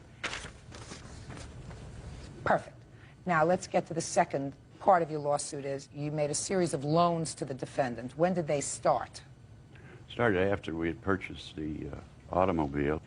She just needed money time after time, and I felt like we were committed enough. We'd already committed that we would go to Texas once she got through her ordeal, and that she would move with me, take the kids. She wanted out of Indiana, so did I. She's 40 years your junior. Yes, I know, Your Honor. Very foolish.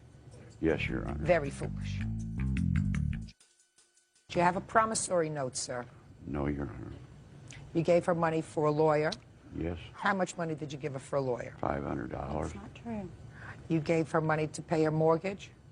$500. Did you ever get a note from her for any of those things? No, Your Honor. I was too involved. Well, you were too involved, and that's what you get when you're too involved, That's sir. right. You don't get paid for that. That's right. That's stupidity. Well, I said that to myself. Well, if you said it to yourself, unfortunately, you got to listen to me say it to you again. That's okay. So this was a lesson that cost you perhaps a couple of $1,000s. Miss Wilhelm says that you never gave her any money, I assume. Is that right? That's correct. Never gave you any money? No. I don't know whether I believe you that he never gave you any money. I sort of think he probably did. In any event, you knew each other for a total of maybe 8 weeks. In the 8 weeks, the plaintiff is out a substantial amount of money. I can't get you back all the money that you were out, sir, because I really feel as if you didn't have a contract with her with regard to these cash loans that you made to her, cash gifts that you made to her. But clearly, it was your intention to have a hold on the car, which was the largest amount of money that you turned over to the plaintiff, by having your name placed as a lien holder on the car. That is some evidence of a debt. That is why you got your car back. Do you understand? Yes, ma'am. Rest of your claim is dismissed. That's all. Parties are excused. You may step out. Basically, is trying to make a relationship. She was claiming what was not true. I thought them being 40 years my senior that it would be totally harmless. She was unwilling to settle it outside the court. He told me he was not interested in the car. I did have proof that I had interest in the car. We basically wanted to go ahead and keep that as leverage to keep things ongoing in a manner which I couldn't accept.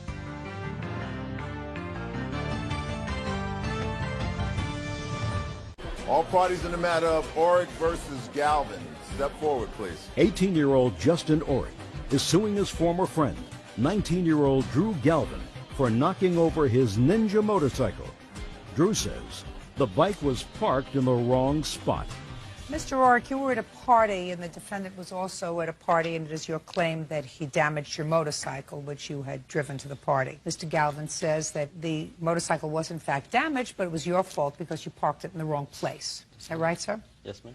Okay. Tell me what happened, Mr. Oric. I got off work about 9 o'clock. I called my friends, and they all said they were over at some girl's house, so I got directions over there. And I pulled up over there. On your motorcycle? Yes, ma'am. What kind of motorcycle is it? It's a 1997 ZX7R Ninja 750. Sounds very impressive. How much did you pay for it, sir? About $3,500. When did you purchase it? In August of '05. Okay. I parked it, and he was sitting on the back of his car, and he was pretty intoxicated, and he let me know that. And how did he let you know that? I shook his hand. He's like, "How's it going?" He's like, I could smell it, and he was like, "I'm pretty drunk," And I was just like, all right, yeah, whatever, that's fine. And I walked into the house because that's where pretty much everyone was. And I was sitting in there talking, and everybody heard this crash. I got up and door. I noticed my motorcycle laying on the ground. He was over there trying to pick it up. Helmet was rolling around in a big puddle of water, and trying to figure out what was going on. He said he was sitting on it, and it fell over on one side. And that he went to pick it up, and it fell over the kickstand onto the other side, and that's the crash that we heard. And I just told him I wanted the money and everything. You know, he was intoxicated, so he got all mad and started trying to fight. He's like, I'll fight you over it right now. What were you going to fight him over, sir? I never said that, but that's beside the point. Why were you so drunk? Actually, How old are you? I'm 19 years old. That's what's so silly about You're this whole 19, thing. just a second. Okay. Who do you think is going to be in control of this courtroom, Mr. Galvin, you or me? You. Right, so first stand up and take your hands off the table. Very good. You're 19, you can stand on your own 2 feet. That would be perfect. So why would a 19-year-old boy get so drunk? Is there nothing else to do in Arkansas? Yeah. Huh? Yeah, pretty much. There's nothing there. There's cows and, like, people with nothing to do. So they drink? The majority of them, yes. You drink?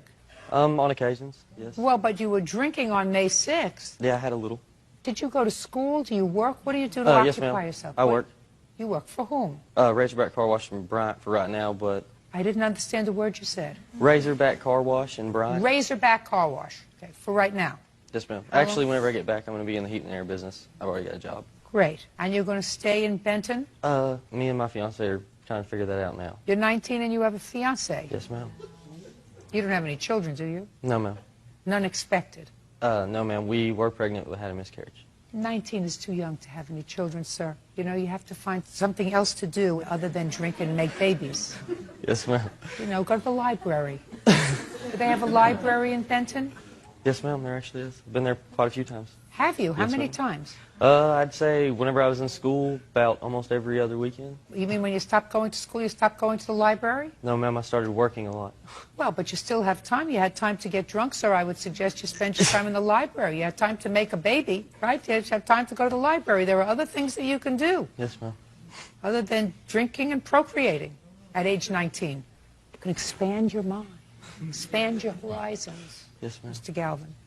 Now, you don't really want to tell me that it was the bike's fault that it fell down because it was parked in the wrong place, do you? Well, you sort really of. want to tell me that, Mr. Galvin? You look like such a nice young man. I have Misguided, perhaps, but a nice young man. I have pictures of the spot where my car was and his bike right behind it. Like it is a one-person parking spot.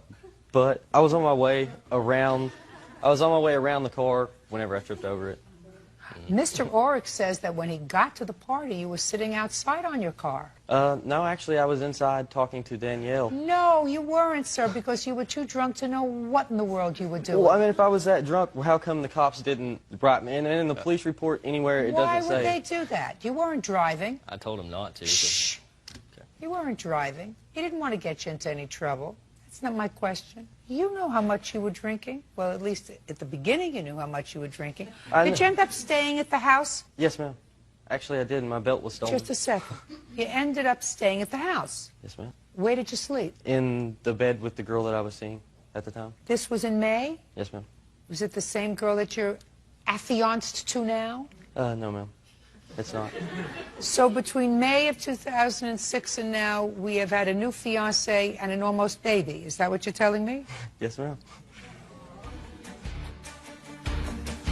Listen, you paid $3,500 for the bike, according to you, maybe, more than a year ago. Yes, ma'am. You want $4,200 to fix it. That's not going to happen. Do you understand? Can I explain why he Yeah, sold sure. it? The guy sold it to me for that because he was scared of it. He said he was either going to get put in jail or killed on it. It had always worth of work in it. It's got a crate motor. It's been lowered, you know, custom paint, custom exhaust. It's pretty much a show bike. So it's worth more than $3,500 is what I'm trying to say. Can I see the estimate to fix it, please? Yes, ma'am. There's 2 parts estimates and 2 paint estimates in there. There's the damage. What kind of work do you do, Mr. Rorick? I work for AutoZone, but I'm a full-time college student as well. Where'd you get the money to buy this? I worked hard for it. Like I had a dirt bike that I sold for it, and it's hard work. Oh, it's a beauty. Thanks. I mean, I wouldn't get on one of these things. I like to have a whole bunch of steel around me. Yeah. There are a lot of crazies on the road. Yeah, there is. You know, so I like to be in a Sherman tank when I'm on the road. But I know that a lot of people like these things, including my husband, who lusts after one. Really? He'll continue to lust after one. All right.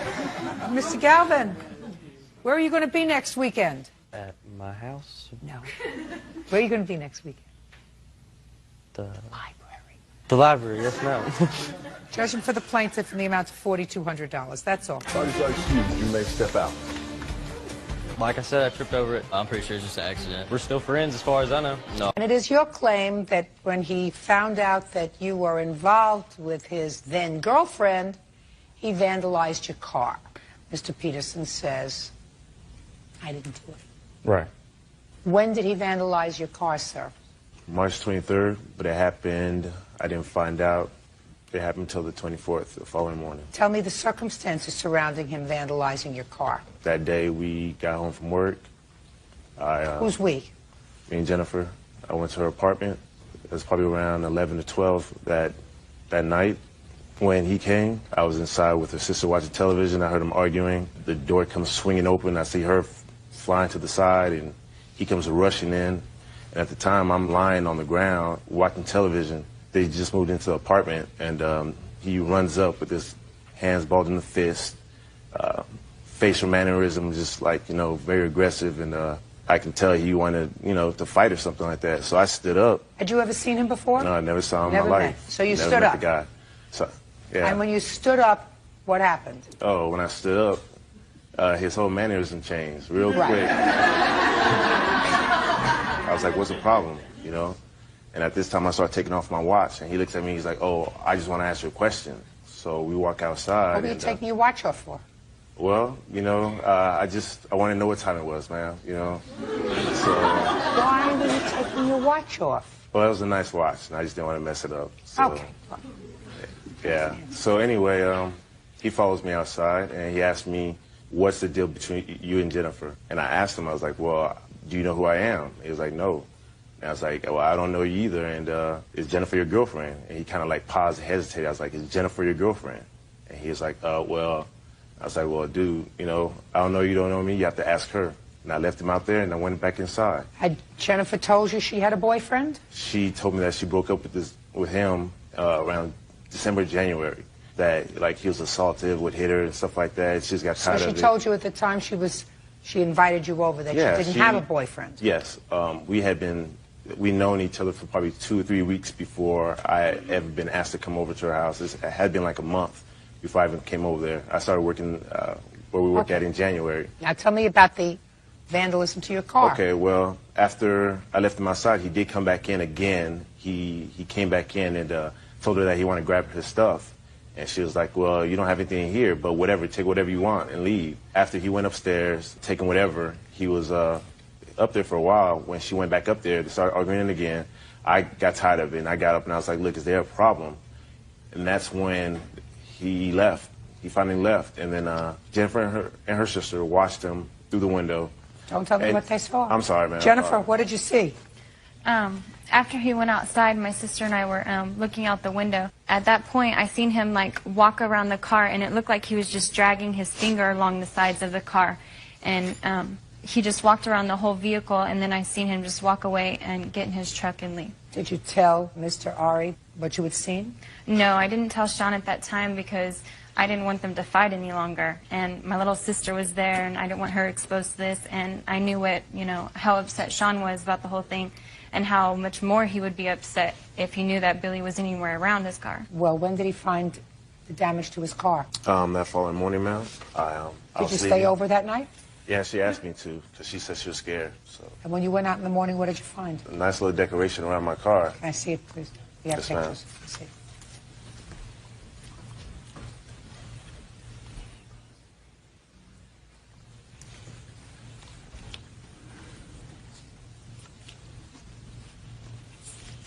Did you speak to him about it?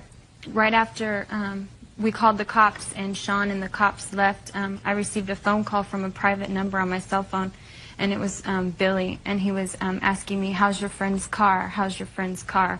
And saying, like, if I was to say anything, it's going to happen to my car, and that I was his and I would always be his and no one else's. I hung up, and he continued to call me back on private numbers, and I went ahead and called the cops. Okay, I'll hear you. On March 23rd, I went over to see Jennifer Gifford, who is now my ex-girlfriend. She was my girlfriend at the time. We talked about our relationship for the simple fact that I had just helped her move into this home. It was actually supposed to be me moving into the home, but it didn't turn out that way as her sister moved in. At that time, we were just discussing our relationship. She asked me what was going on. Asked her if everything was okay between us. Basically, I was expressing, like my love for her. She seemed pretty apprehensive to really speak to me at that point. She seemed just not her usual self. I dated her for about three and a half years. You knew before that things were not right, Mr. Peterson, because you were supposed to, according to you, move into this apartment together. She had been in this apartment for a month, and you weren't living with her. So you knew something wasn't right a month ago. Well, I have a child. How old is the child? 3 years old, and that was a complication at hand.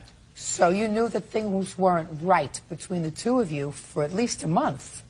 She actually lived with me in my home, and things were good. We didn't have any complications. When she moved into her own place, and you weren't living with her, you knew that something wasn't right. Yeah. Okay. So what did you go over there for at such a late hour? She received a diamond ring from me. March, when I went over the 23rd. When did she receive a diamond ring from you? Christmas. Okay. Okay. When I went over there the 23rd of March, discussing issues in regards to our relationship, this gentleman here, the plaintiff, exited the doorway asking me who I was at that time. Now we got myself, this gentleman, and her outside in a very awkward situation. I asked her who was he. She didn't respond. He asked me who I was, and I told him. What did you tell him? I said, I'm her boyfriend. Who are you? Why you went over there so late, sir? Well, because usually I stay the night there, and I had stayed the night there like several days prior to this circumstance. Did you take the engagement ring? Yes. Get to what happened when you left. She actually, during the time that we spoke outside, all three of us, me and him didn't come to any terms of agreement whatsoever. We didn't even discuss anything. I asked her if this was the way it's going to be, if I can get my belongings. She allowed me to enter the house. I went and got all my belongings. I had shoes, pajamas, had the ring. I walked downstairs holding all my belongings. And this gentleman was waiting there by the door. And when I walked by him with my stuff, he basically, quote unquote, said, the next time we meet, he ain't going to be nice. Closing the door at that time, slamming it, saying, it was an indicator like, you're not welcome here. So at that point, I got in my vehicle. I left home. I heard from Mrs. Gifford the next morning. She contacted me. She said, Sean is accusing you of messing up his car. I said, I didn't do anything like that, okay? And you should know me better than that. We were together 3 years. I never did anything like that. So basically, that's how it went. And what do you think keyed his car? I don't know. It's a new neighborhood, so I really wasn't sure. Like I said, I'd made sure that, when I moved her in. Who are you? Excuse me, I'm Billy's mother. My name is Anna Peterson. Do you know anything about this case? I know some. Jennifer Gifford called me that next day, and she said, I think Billy keyed my friend's car. And I says, why didn't you call us and say, Billy's over here, there's a problem? She had no response. I replied, you know us for 3 years. You know we don't condone any kind of negative behavior. She proceeded to cry and say it wasn't supposed to be like this. It wasn't supposed to be like this. I said, no, Jennifer, you've been in my family for 3.5 years. I've come to love you, and it isn't supposed to be like this. Okay? So prior to that, the day before, she had come to my home with my grandchild.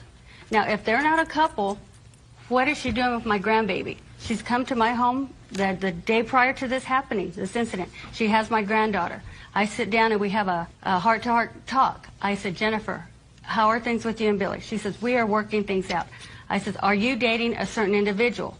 Not this gentleman. She replied, no. So at that point, I didn't feel there was a problem at all because they had still been seeing each other. She had been with us in March. Jennifer, I have a question for you, dear. Yes. You didn't tell this gentleman, uncross your hands, you didn't tell Mr. Ari? Yes, ma'am. About what happened that night. He stayed all night. Correct. Correct? Now, private number called. Yes.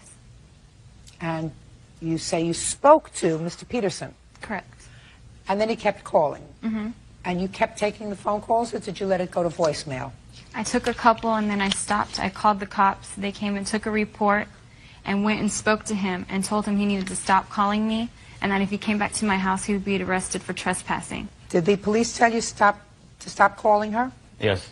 They contacted me through the telephone, and they said that Mrs. Gifford has stated that you and her are not going to be in a relationship anymore, so please do not have any more contact or show up at her home. I said, yes, sir. That's not a problem. What would make her call the police, Mr. Peterson? I believe it lays down a foundation in which there's no pertinent evidence in which can be held against me in this predicament. I mean, given the circumstance at hand, I've been accused of vandalizing a car, and she asked me the next morning if I was okay. Listen to me, Mr. Peterson. There are only two people that could have vandalized that car. One was you, and one was Jennifer. Now, if Jennifer had a sick pathology, she could have said, listen, when he's sleeping, I'm going to go out, I'm going to vandalize his car, I'm going to key his car, and then I'm going to be able to get rid of Mr. Peterson once and for all because he's going to stay away from me. She would have to be pretty nutty to do that. But those are the only two people, in my judgment, who are going to do it. Her sister wasn't going to do it. Her sister doesn't care whether she's seeing you, whether she's seeing him. She doesn't care. I just don't see her doing that, Mr. Peterson. Judge Judy continues in a moment. And later today, I told them they could go down there and play with the foosball table, but they were to not touch anything that was marks and to stay away from the motorcycle. Any of you children touch the motorcycle? Oh, man. real cases, real people. Judge Judy. Sean Ari says his girlfriend's ex, Billy Peterson, vandalized his car by keying it. Billy admits he was angry, but claims he didn't do it. You certainly had the opportunity to key his car. And after what you discovered that evening when you arrived at her house, there's no question you had the inclination to key his car. You weren't going to fight him because after he stood up, you figured you weren't going to get the best of this deal. Probably not. Probably not. So what's the next best thing to a young man's heart is his car. What kind of an estimate did you get to fix your car, sir?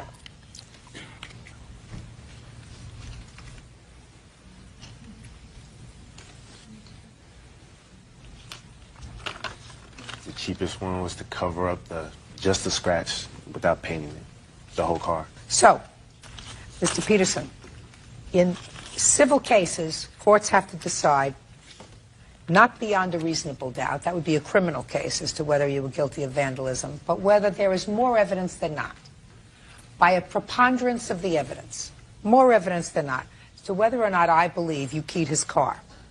Mr. Peterson, I believe you keyed his car. Judgment for the plaintiff for the amount of $2,200. That's all. Thank you, Ron. Parties are excused. You may step out. When you date someone for a while, they may end up cheating on you. Basically what happened to me, and they kind of got together and orchestrated the plan. We didn't start dating until just recently, so, you know, and that happened in March. He was threatening me and making it a jokingly manner of how my friend's car was. She got caught, and now she don't know what to do about it. Where I'm from, we don't scratch guys' cars, so, you know, and me and him aren't from the same town. I'm just glad it's done and over with, and we don't have to deal with him anymore. Like I said, it just goes to show, be careful who you date. 21-year-old Dora Spicer and her mother, Brenda Waters, are suing the father of Dora's children, Leonard Kiwi, for a loan to get his car fixed, the return of belongings, and pain and suffering. Who's Miss Waters? Miss Spicer, this is your former boyfriend, and you have 2 children with him. Is that right? Yes. How long have you been together? We were together a little over 5 years. How old are you now? 21. And how old are you? 24. So you were 19, you were a baby. I was 16 when we got together. And how old are your children? 3 and 16 months. According to your complaint, things in the relationship went south. You had gone to bartend at a party. Mr. Kiwi came to the party. He didn't like the way you were dressed. He thought you were being flirtatious. You even went so far as to wear makeup. There was an altercation, and you left. Yes. Him. Yes. Took the children, and you went to your mother's? Yes. According to your complaint, he refuses to return your personal property. Yes. That's what the case is about. And that personal property, you're talking about your clothing? Yes. And your children's clothing? Yes. What else? My daughter's TV and DVD player that my mom bought her for Christmas. Your daughter, who's 3 years old, got a TV and a DVD player? Yes. Get over it. Now, Mr. Kiwi, let's deal with this one thing at a time, sir. Do you have her clothing?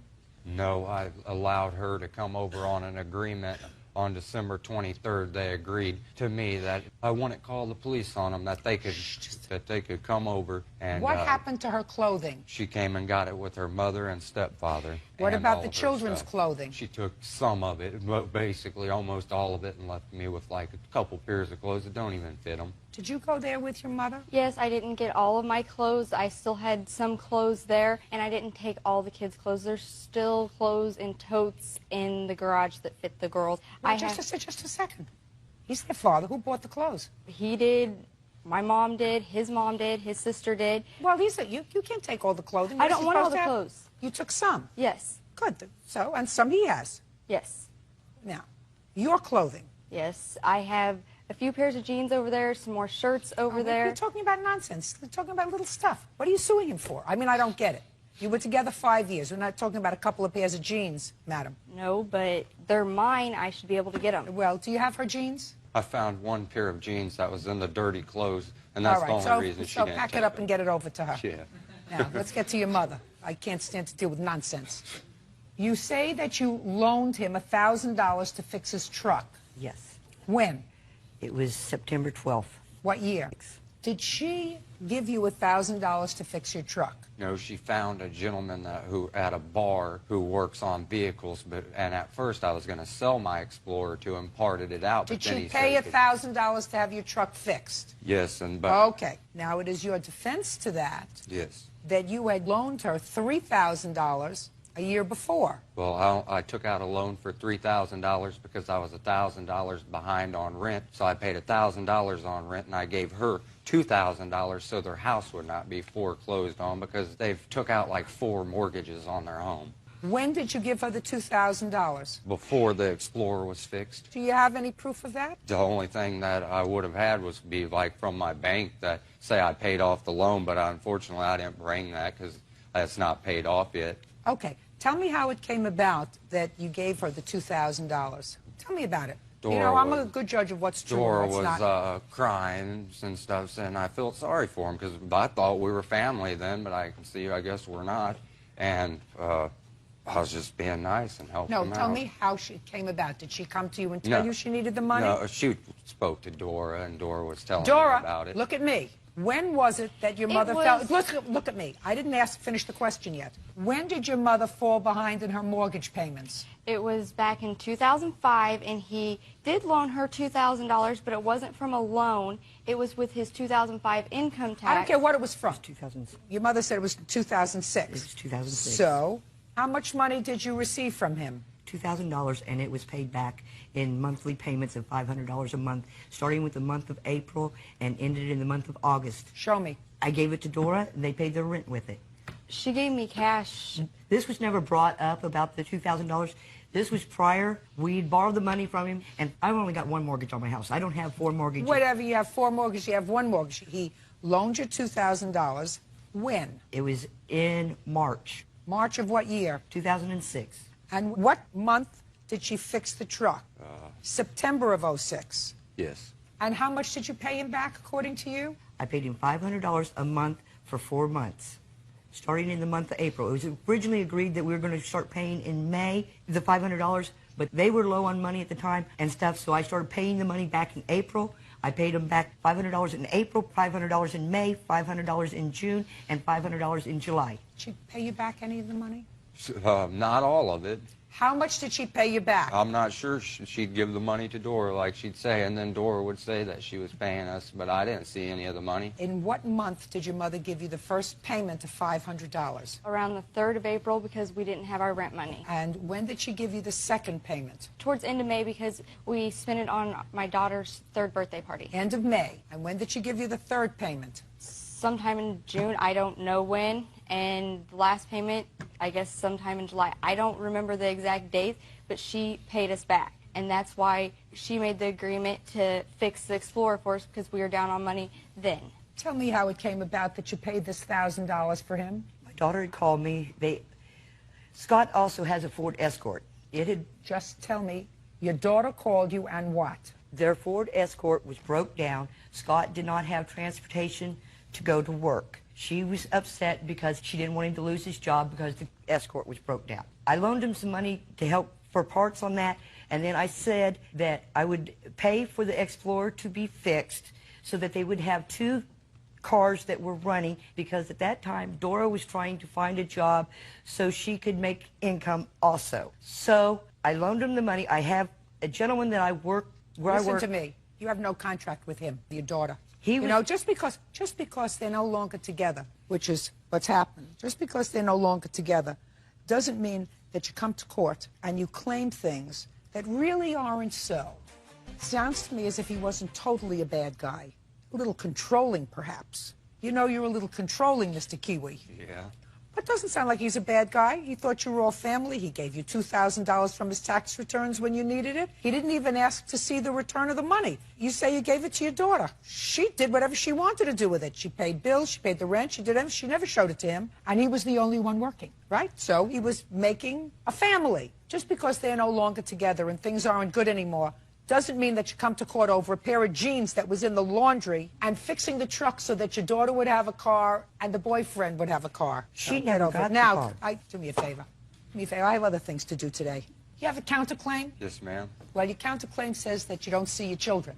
Yes. That's your counterclaim. Yes. That's for a different court, sir. Okay. Are you in another court about seeing your children? Yes. Do you see your children now? Every now and then, but it's a very big hassle because they will not take my children to the designated spot because it is not in writing. So since it's not in writing, they make me go to their house, and they know I cannot go over there because they have an ex parte. And when I go over there to see my kids, they call the police. Her mother comes out and stepfather and tries to kick my butt. So I got ex partes against them as well, her mother and stepfather. What arrangement? Uncross your arms.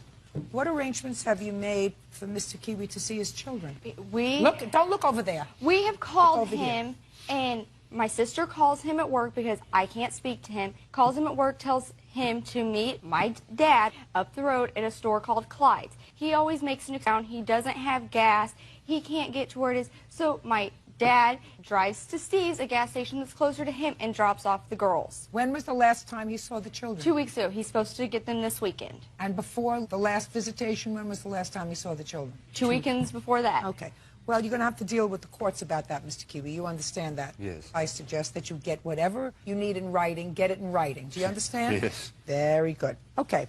This case is going to be resolved this way. I want you to go into the laundry, and I want you to get her pair of jeans that she left there, put it in an envelope, and mail it back to her. Do you understand? Yes. Other than that, the case is dismissed. Goodbye. And now the next case.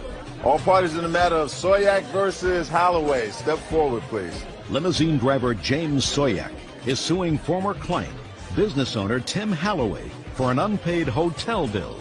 James says Tim is a scammer. Mr. Holloway, how old are you, sir? 33. What kind of work do you do, sir? I have a maintenance company. How long have you had it? My dad had it since '59. I took it over about 3 years ago. He's no longer involved in the business. Sometimes, yeah. So he still goes into the office Correct. on a daily basis? 2 or 3 times a week. Are you making this up as we're going along, sir? No. Are you trying to give me accurate answers? Because you never can tell why I'm asking you these questions. Correct. Now, do you live alone or do you live with someone else? I live with my fiance. Did you move into her place or did you move in someplace together? Together. When? 2 years ago. What's the address? North Wilson. How large an apartment is it? It's a condo. 2 bedrooms, 2 baths. Are you renting or did you buy it? We're renting that. Are you both on the lease? Yes. It's like shooting fish in a barrel. Now, Mr. Soyak, you drive a limousine. Yes, ma'am. And your complaint is that you drove Mr. Holloway in your limousine to a casino, hotel. Yes. And he told you that he'd forgotten his wallet and he needed a hotel room. So you agreed to put the hotel room on your credit card. Yes, ma'am. That's not true. He used the room and then stiffed you for the reimbursement. I rented 2 rooms for him, $99 each. In addition, he didn't have his wallet, so he said you needed some money. You gave him cash. He gave you a check Yes, ma'am. for $300. The check bounced. Yes. That's So- not true. What's not true, sir? The room. Now the check. Let's talk about the check. Okay. Let me hear. I gave him a check. Me and my fiance was having problems at the house. I couldn't get to what I need to get to the bank. I owe him for the $300, but the hotel room, it never happened. Now, okay, now, Mr. Holloway, your last paragraph of your answer, which you swore to, sir, says, I did give him a check for $300, which was returned. I explained that I had just moved and was having problems with my bank account. I did just move. No, just a second. I explained that I had just moved. Same thing I just said. No, that's not. Mr. Holloway, let me understand something, sir. No more than 5 minutes ago, I said to you, where do you live? You gave me the address. Who do you live with? I live with my fiancé. How long have you lived there in the condo? 2 years. Did you sign a lease? Yes. That's what I said. But I just moved. If we was having problems, evidently, I had to leave because we was having problems. So I did leave. Now, now we reconciled, that's one thing. But I did leave. So what I told you is the truth. Can I see the bills for the 2 rooms, please? Mr. Soyak, how long have you been driving a limousine? 10 years. Okay. You ever had this kind of trouble? Never. Mr. Soyak, let me explain something to you. Don't be an idiot. You don't take out your credit card, allow somebody to put money on your credit card. You don't take checks from people you don't know. You're absolutely right. Good. Can I have it, please?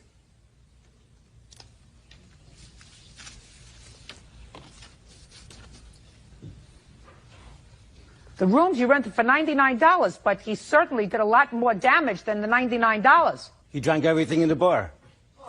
Plus movies, plus phone calls. I never went in the room. Okay. You owe him a whole bunch of money, sir. You owe him for these 2 hotel rooms. Who else was with you? Who else was with him, Mr. Soyak? He found a couple of young gentlemen. They were walking the street while we were in Old Town Pasadena. And he claimed he's a music producer. And I don't know how he knew these guys can sing, but he made friends with them and invited them later to be picked up in the car. And we drove them also to the Commerce Casino. He didn't want the other two men to sleep in the same room as him, so he wanted me to get a separate room for them. That's a lie. That never happened. It's not a lie because I have my witnesses Mr. Holloway, here. Mr. Holloway. I have my witnesses here. My other driver that picked him up Sunday. So you dropped him off and somebody else picked him up? Yes. Who picked him up? Richard. He's my co-driver. Step up, sir. Your last name? Thompson. Where did you pick Mr. Holloway up? Commerce Casino. Who else was with him? 2 other gentlemen, like young, like 2 20-year-olds or something like that. Maybe that's what you were fighting with your fiancé about. Judgment for the plaintiff in the amount of $1,113. That's all. Step out. Thank you. I trust Judy. She's got a keen sense of what's going on. I didn't sign for any room. My name wasn't on the room. I was driving him for about 4 days. He introduced me to his friends, his family. If he's driving, I always introduce people. That's just me. This will never happen again. This is a very good lesson for me.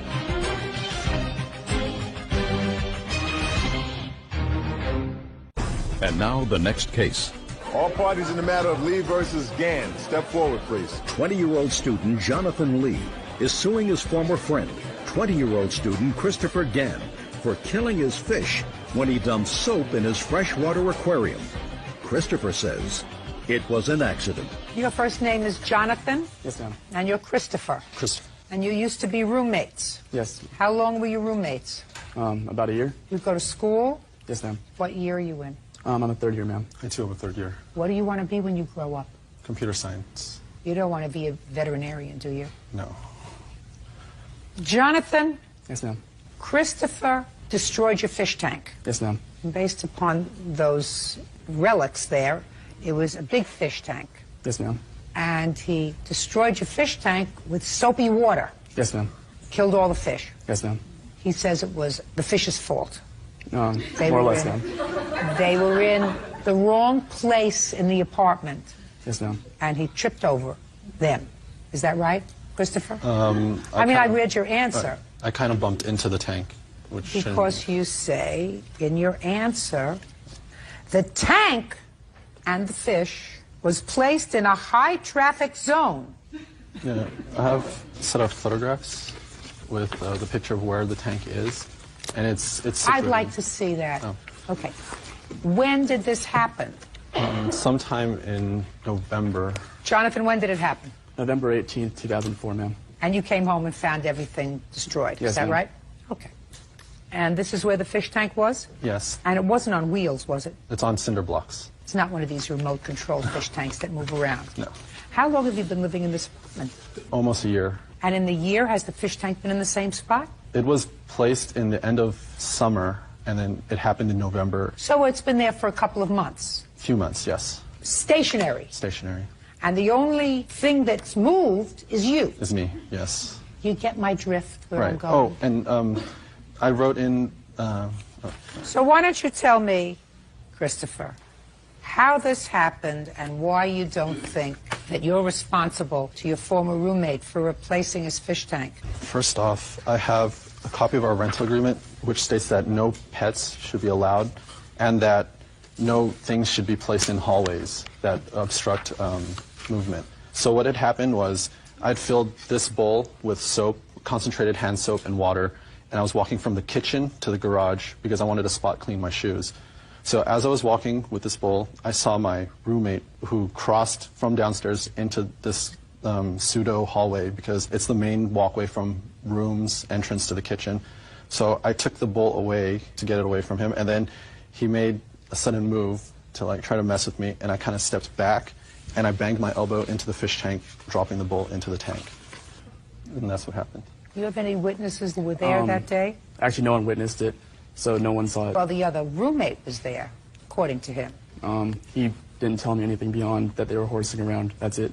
Tell me what happened when you got home. When I got home, I came in from the garage and basically saw him and another roommate removing bubbles from the tank. And I was kind of shocked. And I go, "What happened?" He said, "I spilled soap into your tank." "How'd you do it?"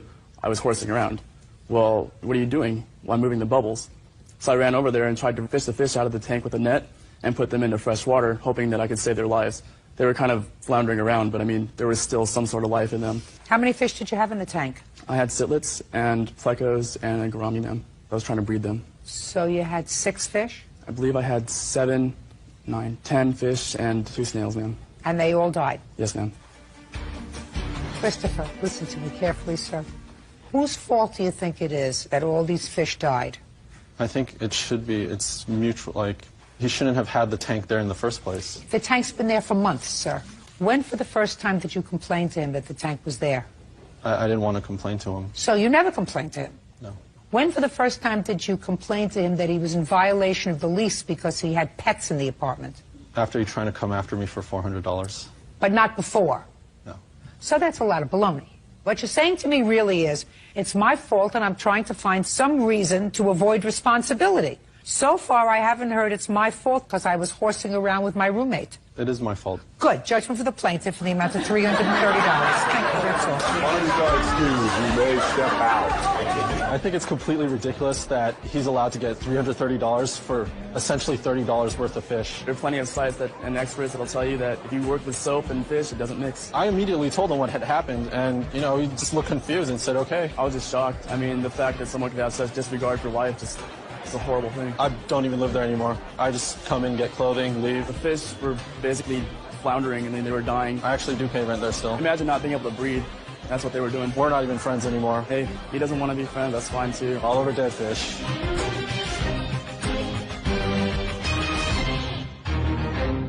All parties in the matter of Tennant versus Holly. Step forward. Carolyn Tennant is suing her son's friend, 22-year-old Jeffrey Holly, for stealing her golf cart and damaging it while driving drunk. Miss Tennant, this young man was a friend of your son's? Yes, ma'am. You all went camping together? Yes, ma'am. And you had a golf cart that sort of takes you to and from, I guess, Yeah. a lake or shopping or whatever? Well, it's like the major mode of transportation out there. And other people have golf carts. Yes. Mr. Holly took your golf cart without your permission. Correct. And he was drunk. Yes. You agree with that? Yes, ma'am, I do. And he had an accident. Yes. Your golf cart was damaged. Correct. And the golf cart of the other people was damaged. Yes, ma'am. The other people sued you as the golf cart owner. Yes. Successfully. Yes. And do you believe that Mr. Holly has the responsibility of compensating you for both that judgment Yes. and the damage to your golf cart? Correct. Mr. Holly says that it wasn't his fault. Yes, ma'am. And he should have been able to go to court and prove that. And since he didn't have that opportunity, because you proceeded without him, he's not responsible. Did I identify your position, Mr. Holly? Yes, ma'am, you did. I have to find out a little bit about you, sir. Age. Age 22. Occupation. Basement waterproofing and foundation wall rebuilds. Number of times arrested. Since I turned 18, 3 times. For what? Disorderly conduct, a malicious assault, and unauthorized use of heavy equipment. Were you drinking during any one of those 3 arrests? Yes, ma'am, the disorderly conduct. Now, have you ever had convictions for any of those things? Yes, ma'am. Ever go to jail? Yes, ma'am. For how long? I did 1 week, and then I got out on a signature bond. Are those cases over? Yes, ma'am. Mr. Holly, you and booze don't get along, sir. Yes, I agree, ma'am. You want to tell me what happened with Miss Tennant's golf cart? Yes, ma'am, I do. That night, it was Memorial Weekend, you know, and there was a bunch of us out there together, and, you know, everybody being of age recently, we all decided, you know, we were going to get drunk and have a good time. They have dances at the barn, whatnot. You know that you don't have a good time when you get drunk. Yeah, I'm starting to You realize really that. understand that. You know, most of the time you don't remember. Most of the time you act stupid. Most of the time you get sick afterwards. You really have a much better time if you're sober. That doesn't mean you can't drink. That just means that you have a better time if you're not drunk. Right. Yes, ma'am. But you got drunk. Yes, ma'am. And? And I decided to take the golf cart keys from the top of the fridge. So, I mean, I figured, you know, there was people driving it all day and most of the night. I figured, why not? You know, I mean, we were just going to go around the block and come right back. There was another golf cart passing filled with some people that lived down at the next camper down. And I thought they were going to stop, and I guess they thought I was going to stop, and it didn't work out that way.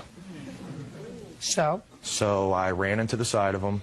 They proceeded to get off the golf cart and just completely make an enormous deal of it. I mean, they're golf carts. They don't go over 10 miles an hour. Oh, they go faster in there. And during all this, I mean, everything started getting out of control. People were yelling at each other. One of the ladies on the golf cart, her fiance decided to sucker punch me. Then I was held from defending myself once I found out in that township I could legally defend myself once somebody put their hands on me. I was held from defending myself. And I mean, why couldn't I get any, you know, closure on that? Because I did make a police report on it, and I figured You not wanted closure. Tell me how you wanted to get... We're going to make a deal. My brother was going to give the guy $1,500 for his golf cart. No. I'm talking about you wanted to get closure from being sucker punched, you said. Yeah, either a chance to defend myself at that moment in time, to or... punch him? You wanted to punch him back. Yes, ma'am. And you were prohibited from doing that. How, sir? Because Alan Reining grabbed me and basically pushed me backwards and bear hugged me and wouldn't let me. Wouldn't let you punch him back. Yes, ma'am. And that would have given you closure. Yes, ma'am. You've been watching too many psychological programs that seem to be proliferating in daytime television, sir. Not everything gives you closure. You usually refer to the fact that you want closure when somebody in your family dies. You go and visit them and you say, now I have closure. You know, I've seen them, I've said goodbye. Closure is not usually a thing that one refers to, punching somebody back. That doesn't give you closure. Mr. Holly, you're a very polite young man. Do I make you nervous? Yes, ma'am. Is that why you're sweating? Yeah. Yes, ma'am. Did it make you nervous when you appeared before the other judges? Not really. But I scare you. Yes, ma'am. That is a really, really good thing. I've not had a particularly good day today. That is the only thing that's made my day today. The fact that I make you nervous enough to sweat. You owe Mrs. Tennant money.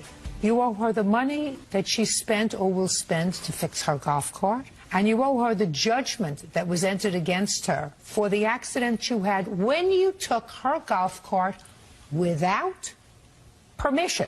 Because if you go back, Mr. Holly, these are the objective facts. I'm not going to really scream and yell at you because you've been so polite. I'm going to say it easily so you can get my drift.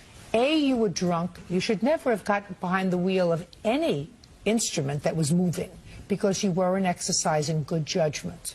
B, you got behind the wheel of it without permission. So, in effect, you stole it. You had an accident. You're responsible to reimburse her for any out-of-pocket expenses that she had. And her out-of-pocket expenses were? $1,782.50. $1,782. And 50 cents. And 50 cents. That's your liability, Mr. Holly. That's your legal responsibility. And if you don't want to incur that kind of obligation, you're not supposed to get drunk and act stupid so that you really don't know what's going on.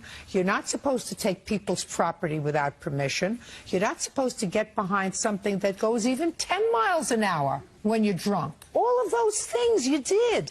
Just say, it's going to make you feel better, and you're going to stop sweating. It's my fault. It's my fault. I was drunk. I took your property. I caused you aggravation. I'm sorry. I will make you whole. And if you can't do that, Mr. Holly, I will. Judgment for the plaintiff in the amount of $1782.50. That's all. Why did you excuse the next step out?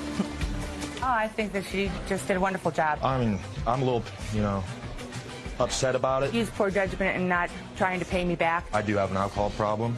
I can admit to that. And somebody that's not responsible is not welcome. I have land all over the place I can go. No, he is no longer welcome back. No. I make $15 an hour. I mean, I'll pay it, have it done out the way, and I can take my...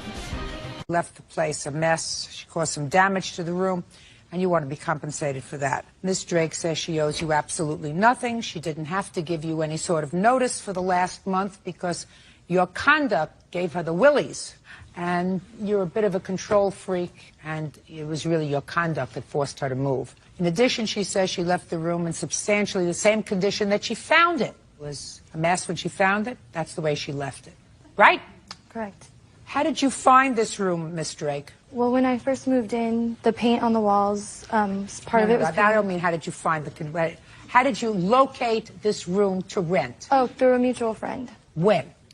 Late October, the beginning of November. Did you sign a lease? No, I did not.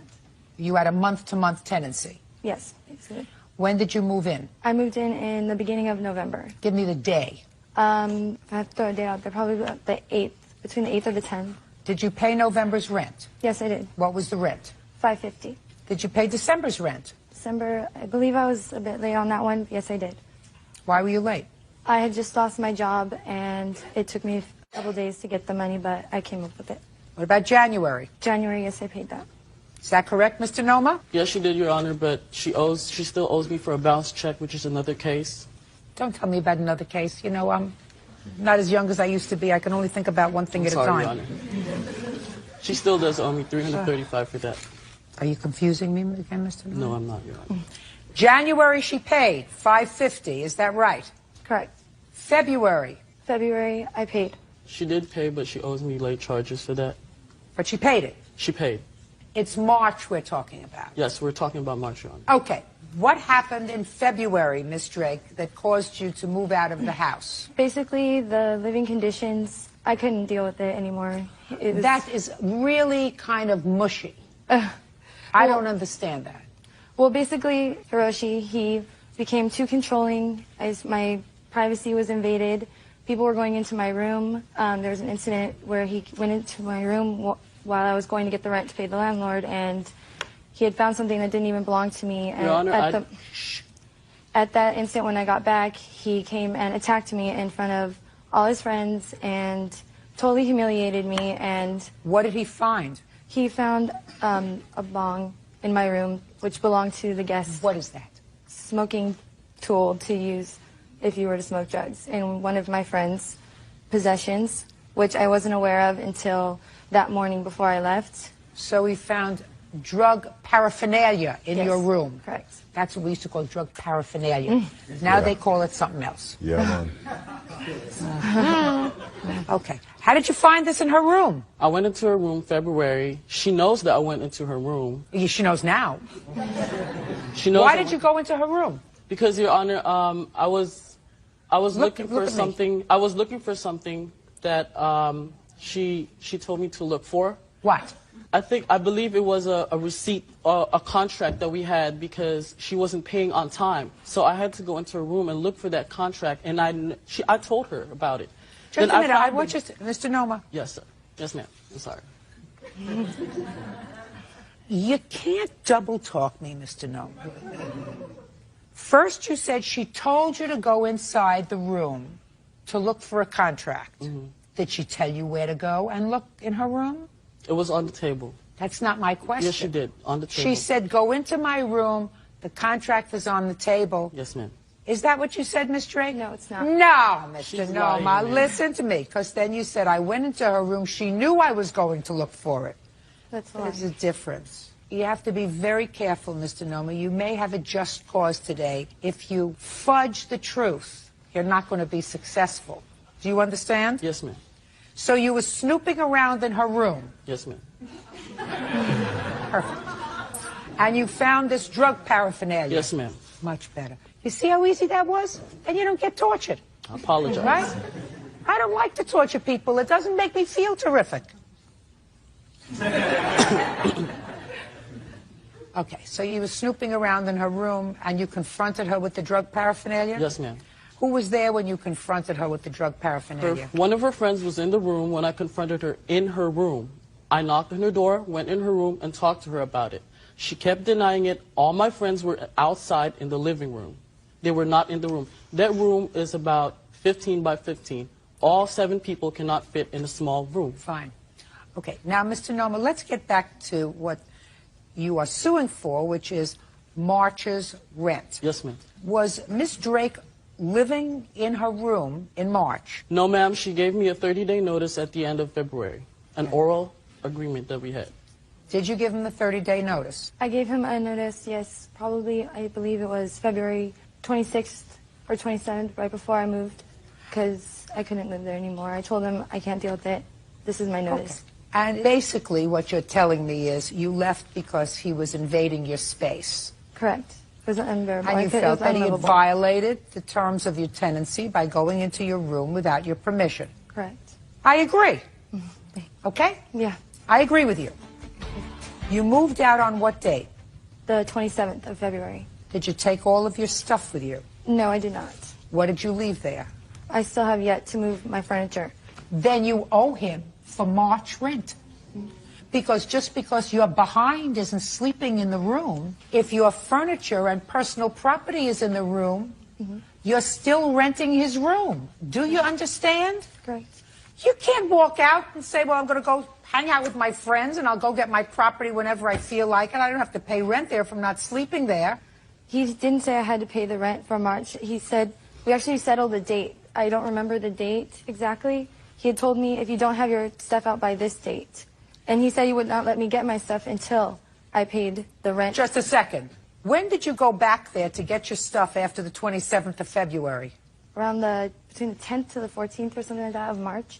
I went and got all my mail and my clothing, and I had told him if I could leave my furniture in the room, and then he had asked me if one of his friends could sleep on my bed and use my furniture while it was still there, and I agreed to that. But you had your stuff there without his permission until the 15th of March. Well, he knew it was... I don't care what he knew. You had your stuff there, along with your clothing and everything else, until the 15th of March. Correct.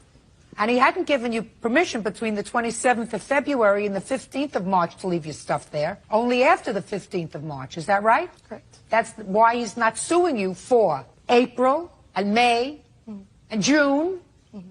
So you owe him $550. Now let's get to the condition of the room. Your Honor, the condition of the room was fine when she moved in. Prior to her moving in, one of our mutual friends was there. He never really had stuff. He never really posted anything on the walls. She posted posters on the walls. There's like Show me photographs. I do have photographs of a hole in the door, which one of her friends did. And this is an agreement that we had that she's going to reimburse me of any damages that she incurs in the room. Who wrote this? I did. You're not going to law school, are you? No, ma'am, but I was planning to. I don't think so. Okay. Got a cigarette burn. Got some schmutz on the carpet. How did the hole get put in the door? That was from a water bottle that was tossed by one of my friends to another friend of mine, and they didn't catch it, and it hit the door. Well, so you have to fix that, right? Yes. So you owe him $865, $315 for the door and $550 for rent. Thank you very much. Goodbye. Good luck. Have a happy life. Party's up, Steve. You may step out. It was just too crazy, controlling, and Her parents would call about 5 times every day looking for her. calling my parents for my bag, calling my job, snooping through my things. I wasn't really snooping around or trying to be sneaky and stuff like that. Basically, it was just crazy. At the end, when I finally got fed up, I mean, I can't help people who can't help themselves. Like living with my parents again, basically. Don't be fooled by other people. They might be nice, but... Maria Prieto claims her son's former friend, James Alfter, started a fire in her home while trying to grow marijuana. Ms. Prieto, you rented a house to the defendant. That's correct. And it is your claim that he is responsible for a fire in your home that resulted in damage. Some of the damage was covered by insurance, but a great deal of it was not covered by insurance, and you want him to pay the balance. That's correct. Your out-of-pocket expenses. Mr. Alfter? Mm-hmm. Is that the way you pronounce your name? Yes, ma'am. You look petrified. Are you scared of me? No. You should be. Yeah, a little bit. Mr. Alfter says that your homeowner's insurance should have covered whatever losses there were. He wasn't doing anything wrong, and it was just an accident. That's your defense. Yes. Your Honor, I disagree. How old are you, sir? 20. When did you move out of your home? I've been on my own since I was about 18. And how have you been taking care of yourself? I work. For whom? Family business. What kind of business? Construction. Do concrete work. Whose business is it? It's my grandfather's. Who else works there? The crew, my dad, my brothers. So it's a big business? Yeah. It's a lucrative business? Yeah. How much? Yes, try yes. Yes. How much do you get paid? $30 an hour. And you work 7 days a week, 6 days a week, 5 days a week? 40-hour weeks. So you've got money in the bank? I'm all right. What? I said I'm all right. Yes. You have a car? Yes. Shape? Do you work out? Yes. You work out at home or in a gym? The gym. You have a gym membership? Yes. I ask you all these questions, sir, because I'm trying to find out a little bit about you. Because this complaint says, Mr. Alfter, that the fire that started in Miss Prieto's house, on what date? September the 12th. On what date did he move into the house? He moved in July 1st. Was started because in your bedroom, right? In master bedroom, correct. People usually sleep in the master bedroom, right? Yes. How many bedrooms were there in the house? 5. How many people were living in the house? Just 2. You and who else? Me and my roommate. Male or female? Male. So that those were 2 bedrooms. You don't spend the night with your roommate, right? You each have your own bedroom, right? Yeah. Right? Yes. But I guess you didn't want you or your roommate to get the master bedrooms, because then it would be unequal, so that you each stayed in other bedrooms. Yes. And you were using your master bedroom to grow marijuana. You actually hadn't brought in the plants yet, according to the complaint and the answer, but it was all set up with a whole bunch of lights, right? Yes, there's equipment. I mean, you weren't planning on shooting a film in there, were you? No. You were going to grow marijuana. Yes. What were you going to do with it when you grew it? Well, I have anxiety, and I was going to try to get my card, cannabis card. You have anxiety? Yeah. You ain't seen nothing yet. Your parents are alive? Yes. Did they know you were coming here today? Yes. Did they know that 10 million people were going to be watching you today? Yes. Did they offer you any warning, sir? Yes. And I know that it's not relevant to the case, but I, because I am a mother, would like to know what your parents said to you. They told me I better learn my lesson. Both of them? Yes. Sounds like my kind of people. Who do you expect to pay for these damages that weren't covered by Miss Prieto's insurance as a result of your lunacy in trying to start a marijuana farm in her house? Myself. Right. So why didn't you just pay her, sir? Why did you force her to come here? You know, I mean, I know that she looks lovely and she appears to be a very nice lady, but why didn't you just say, I'm really sorry, I acted like an idiot, I'm 20 years old, I'm not fully grown up yet, you know, just help me out here. It'll never happen again. I'm going to cut my hair so I can see, you know, all of those things. The sum amount that she wanted was pretty high. I thought the insurance would have covered it, but I was going to pay the deductible. Yeah, but the insurance company didn't, for instance, pay for all the landscaping around the house that was singed. But when I moved in the house, the landscaping wasn't too caught up. May not have been too caught up. What about the fact that she didn't have the use of her house for a while? Yeah. Hmm? Yeah, no, that's my fault. So who should pay for that? Myself. Can I see the bills, please? Sure. And I have pictures also. Should have listened to your parents, Mr. Alfter. Father's a pretty tough guy? Yeah. Are you using your real name today, sir? Yes. Is your father's last name the same as yours? Yes. Look what you did to her house. Bird, look what he did to her house.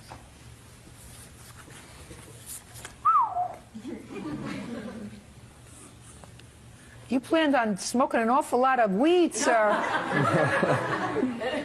for your anxiety. Why don't you go to a therapist? I don't know. Well, I would try a therapist before I would start farming again. Who helped you with all this, sir? I did it myself. What about your roommate? No, well, he helped a little bit. Was he going to be your partner? No. What does he do for a living? He works. For whom? He does construction, too. For your father? No. No. Your Honor, can I say something? Please.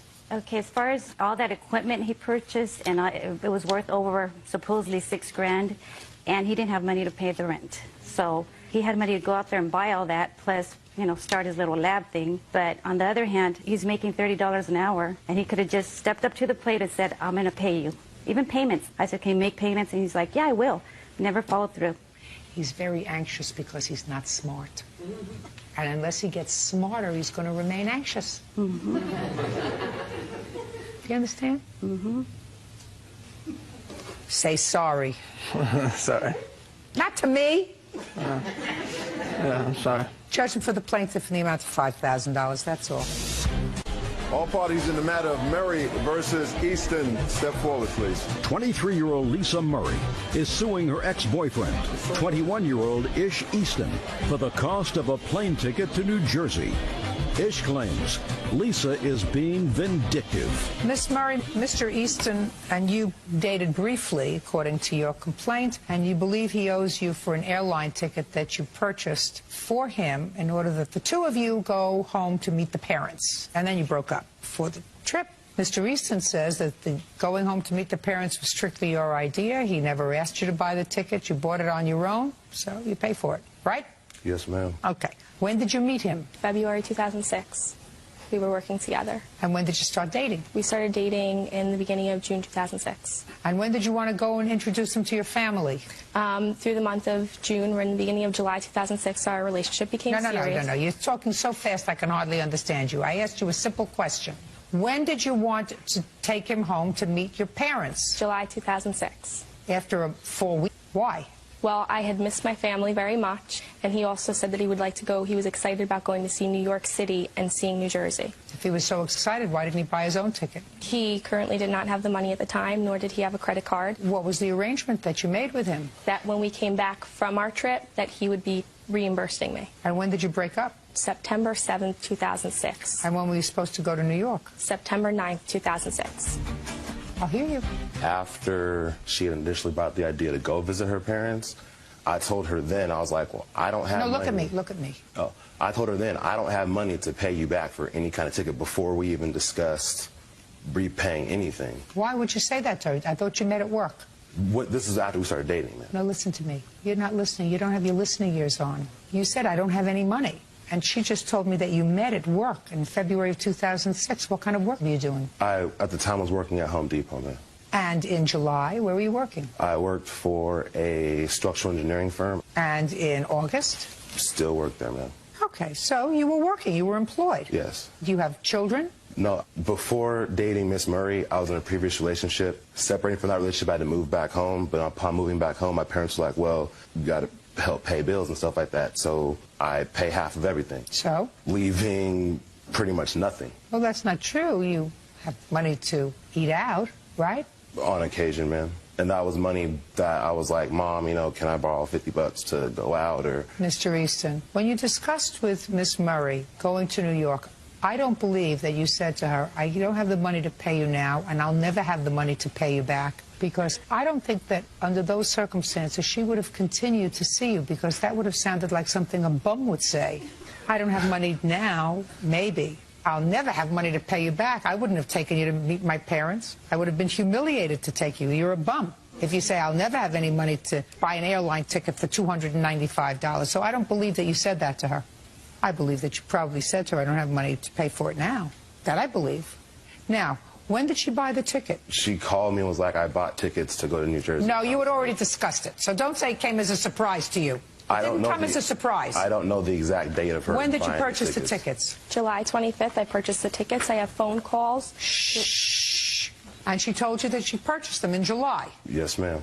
Right. And you were working in Home Depot? I was working at Home Depot and the engineering firm at the same time. So 2 places. Yes, ma'am. What did you do with the ticket? I was unable to refund it because he broke up with me within 24 hours prior to canceling it. You have the bill? Yes. Why did you break up right before you were ready to leave for New York, sir? Well, there was a span of like 2 weeks where her and I barely ever saw each other, and that was because my work schedule at the engineering firm went from a regular 8-hour day to 9 to 12-hour days, and I didn't have time to see her. It was work, home, work, bed, pretty much. Okay. A gentleman that I play football with, his girlfriend and Miss Murray became very good friends, hanging out, had informed me that the plaintiff had gone to MySpace and read a quote that I'd written on MySpace. And that was one of the first issues. One of the other issues was Did you say something not nice about her? I didn't say anything toward her at all. The quote that I left on my page said, due to the pain caused by love, to love I say. And that was nothing toward her previous relationship exactly to that. Then it went from that to she had been saying, oh, I don't have money, I don't have money, I don't have money. Well, then my friend's girlfriend is like, oh, we went shopping today. And Lisa bought this, and Lisa bought that, and Lisa bought this. Why does it make any difference to you whether she said I don't have money? Well, because if you're going to tell me you don't have money, then how are you going to turn around and go shopping? She wasn't asking for money from you, was she? Initially broke up with her because she lies. You can trust a thief because you know they're going to steal. You can trust a killer, you know they're going to kill. But you can't trust a liar. I asked her, I said, well, did you go on my MySpace page and read that? She said no. And before that, I said, is there anything you want to tell me about that you haven't said to me in the past? No, there's nothing I can think of. You're going to get your $295 back for the ticket.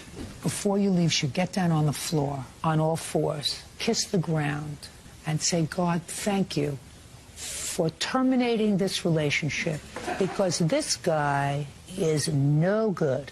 No bargain, no good, no way. I don't know much about you. I don't know if you're good, but I can tell you right now, he's a bum. He's always going to be a bum, because he makes excuses for what he does that bear no resemblance to reality. That's what he just did. He just gave me a whole cock and bull story. In reality, he probably found somebody else to cover some of his bills. Because when someone is so smitten with a woman, they don't not see them for 2 weeks. They may give up sleeping, but they won't go work, job, work, school, work, and not see the person for whom they have lost their heart. Do you understand? Yes, sir. So he made up a whole big story. Nothing in his story was true. So you're a very lucky, girl, that you got rid of him, because for somebody who doesn't like lying, he has become very proficient at it. Judgment for the plaintiff in the amount of $295. That's all. Parties are excused. You may step out. Financially, he didn't have the money and had other obligations to pay for, and I became at the bottom of the list. You know, you can't argue with it, so just live on, move on. He's the one who stood in the courtroom and lied today. I got things to do, life to live, and just would rather move on and not have to deal with it no more. Just learn from it and move on. 92. Yes. There came a time when your former daughter-in-law and her husband were having some difficulty, and the 3 children came to live with you. One of the children remained with you. Is this the young man? My grandson. He's now 18? Correct. But he's been with you since he's 16. And it is your complaint that during that time, Miss Hood was receiving support from your son for his son. Yes. And was not sending that support to you. Correct. So you're suing for that support, and also what you believe is her obligation to send some support herself for her child. Ms. Hood says that the meager amount of money that your son was sending to support his 3 children hardly supported one child, and that there was never an agreement with you that she would send support. She quite frankly thinks that it's absurd that you should come to court now and ask for what is $18 a week that your son was sending for his son's support. Right. Where is your son? My son is there, Trevor. That would be you. Yes, ma'am. Well, stand up next to your mother, please. Your last name is? Warman. How many children do you have, sir? 3 by my ex-wife. No, all together. 4. What kind of work do you do, sir? I'm a security guard. How old are your children? 18, 17, 16, and 8. Are you remarried? No, ma'am. Does the 8-year-old child live with you? No. Do you support the 8-year-old child? Yes. How much? Right now we're going to court, and I'm in the process of getting medical insurance for her. So the answer would be nothing. Right now. And how much do you send for your 16-year-old? $69 per month. Or $16 per week. That's what it comes down to. Or slightly more than $2 a day for your 16-year-old, right? Okay. Mr. Warman, I've just done the math on my trusty calculator because I'm not much of a mathematician. He not only gives them money, but he also helps them. He buys them things. I mean, that's just not cut and dry. He bought sheets for their beds, but she didn't supply for their children's bed. He bought sheets for the beds because they didn't have any. Oh, you're going to make him Father of the Year. No, but I'm saying he does do other things. He doesn't just give the support. He does other things. He sees his children. Miss Miller. I disagree. How many children did you raise? 4. And who supported your children when they were growing up? My husband's and what myself. kind of work did he do? Okay, I had 2 husbands. Okay, the first one worked at the post office, and my current husband works at a warehouse. Is your former husband the father of the children? The former husband, yes. The former husband, the one who was a postal worker? Yes. And then I had another husband in between, and that was the other 2 kids. 2 children, 2 children. Well, it's like her. She... No, don't point to her. Okay, she's been married 3 times, don't too. Point to her. I'm not interested in her. I'm on your team now. Okay. Miss Warman, let's talk about how many people live in your house? 4. Who are they? My oldest son and Jeremy and my husband and myself. You have your own home? Yes. You have a mortgage? Yes. What are the mortgage payments? $1,100. So you would say $1,100 a month. Okay, so that would be approximately for the 4 people, $275 a month towards the mortgage, right? Yes. How much would you say you spend for food for the month? I spend a good $600 to $800 a month. So another $200 a month for each of the adults? Yes. So now we're up to $475, just for food and the roof? Right. We're not talking about clothes or anything else. How can you justify, madam, $18 a week that your son is sending support for his children as coming anywhere near the kind of support that I'm speaking that a child needs, and I'm not talking about buying pillowcases. Right. We're talking about support, real support. Now, if your son has a marginal job and can't afford anymore, fine. That's all he can afford. He wasn't too swift after not being able to support these 3 children. He went out and made another one, right? Right. You would say that that's true. Yes. How many children do you have? I have 3 grown, no more. At least she knew when she had enough. Do you understand, Miss Miller? Okay. Now, here we have $475 to just put a roof over their heads and to feed them. I don't make that money. My husband makes money, and he's not his blood grandfather. I understand that.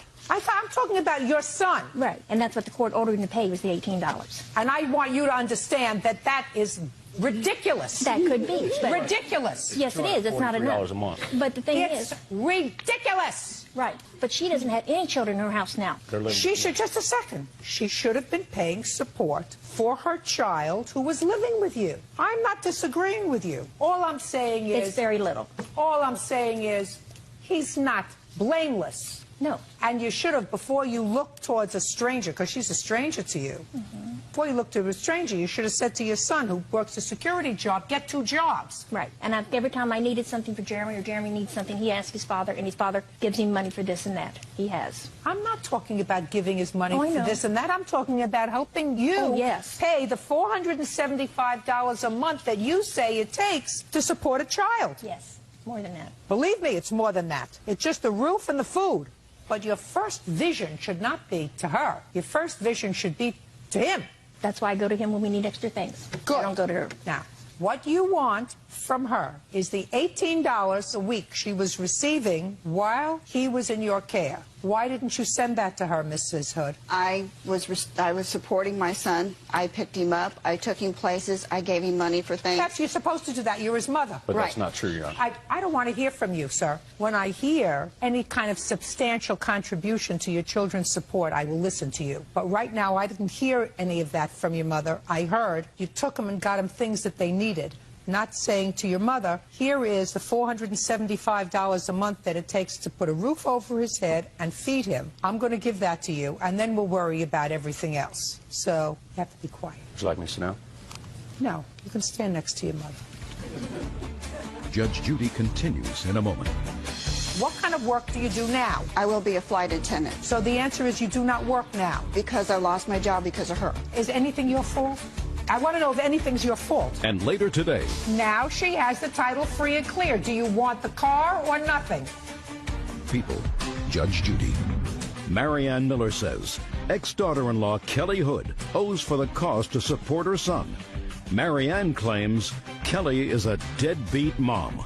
You're supposed to take him and buy him things, madam. Well, I know that. And I also give her support at the very beginning. Gave her the child support card. We get a little child support card. $40. Shh. And it was misused, and the child support agency told me that I wasn't supposed to give it to her because I still had custody of him. I don't know what you mean. You gave her the child support card. What does that mean? That's where the child support comes on a little, like, credit card instead of sending you a check in the mail. So I give it to her to help support, and I was told I wasn't supposed to do that because I have custody of him. Well, that's ridiculous, Miss Hood. You may have legal custody on a piece of paper, but you weren't putting food in his mouth 3 times a day. So that's ridiculous. Why did you even ask somebody? If you had a card, if what they do is they don't give you the money, but they give you a card, and it's really taken off of the card, why did you even have a discussion with anybody about that?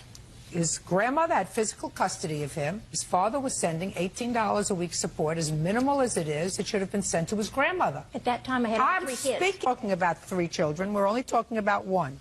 So the question is? Well, the fact about it is this is a divorce decree that I've had custody of the kids ever since. What difference does it make? That he abandoned. He denied his parental rights that I have here. Listen to me. Let us not go back in history. And then this... Let's look at me.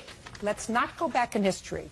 This young man went to live with his grandmother 2 years ago when he was 16. I don't want to hear about when he was 2 or 5 or 7 or 9 or 11 or 13. He went to live with his grandmother at your request when he was 16, and he has remained there. Now, she could have pursued support against you while he was there. She did not. And I'm not entertaining that. I'm not entertaining that part of her claim. Support against you personally. I just want to know is that you have any valid reason why you didn't turn over the support that you were receiving for him from his father to his grandmother. Because she, like I said, she had misused it, and then the power of attorney How did says she that it doesn't misuse? have... Just a second. How did she misuse the $18 a week? Buying dinner for the family and cigarettes for him. No, I didn't. Shh. Buying dinner for the family on $18 a week? That's ridiculous, Miss Hood. What kind of work do you do? I did have a job as shipping and receiving. Is right now what you're saying to me? I don't care what you did in the past. What kind of work do you do now? I will be a flight attendant. So the answer is you do not work now? Because I lost my job because of her. Is anything your fault? I want to know if anything's your fault. Now, something must have happened recently that got your dander up. You want to tell me what it is? Yes. Back in November, her current husband choked one of my grandchildren, and the police were called. Which grandchild? Joshua, his brother. His brother. And they went to court. Not true, Your Honor. I have Don't interrupt her. Go ahead. paperwork on this. He choked the child, and Jeremy told his mother that he will not speak to her again if he accepts that man back in the house after he choked his brother. Jeremy's definitely afraid of her ex-husband. That's why he's living with me. She took him back in the house. Joshua and Jeremy went to live with his father. She went to court and had child support doubled, and she has none of the children living with her. And that kind of got my goat.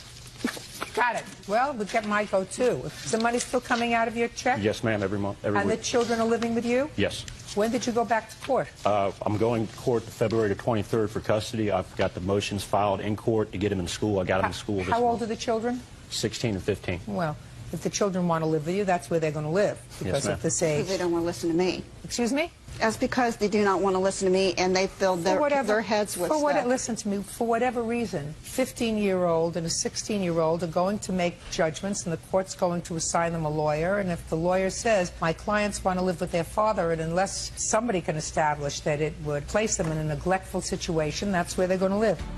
You owe her the $18 a week that you've been receiving from her son. Even though he's back in arrears of child support of $2,000 that he's owed me for years. Just a second. And I've raised the kids all by myself without him even being in there. Just a second. Listen to me very carefully. If he took custody of your son and he was in arrears in child support, we would not be having this discussion. We are having this discussion because his mother took custody of your son, and his mother supported him. While you were receiving current support, not a lot, little bit, you were receiving current support for him, and you cannot do that. You really cannot do that. You should have sent that money each and every week to her and said, I know it's not much. It's all that your son gives me for his support. As little as it is, I'm giving it to you to defray his expenses. You got it? As she was so inspired about support, why'd she catch in my children's bonds that were supposed to help to get my ex-husband furniture, a stereo system with surround sound, a $300 chair, if she's so concerned about support? That has nothing to do with you. If she, listen to me, if she wanted to take the $18 a week and blow it when you gave her the $18 a week and she went and took the $18 and put it in a Goodwill box, that's her prerogative. We're not saying that the money that you received for this child's support was enough to support him. It was not. It wasn't enough to keep him in orange juice. But it belonged to her, not to you, because you were not fulfilling your custodial responsibility by maintaining a home for him, which is the moral reason why you receive support. You are not maintaining a home for him. His grandmother was. So his grandmother was spending substantially more than $18 a week to support him. You had the obligation of forwarding that money to her. There's no discussion about it. You got the money, you keep it for a month, and you say, here's $18 times 4.3. I'm sending it to you by the month rather than by the week because it's just too much trouble, because I know you've been taking good care of him. And I assume if she wasn't taking good care of him, you would not have permitted him to stay there as his mother. Okay.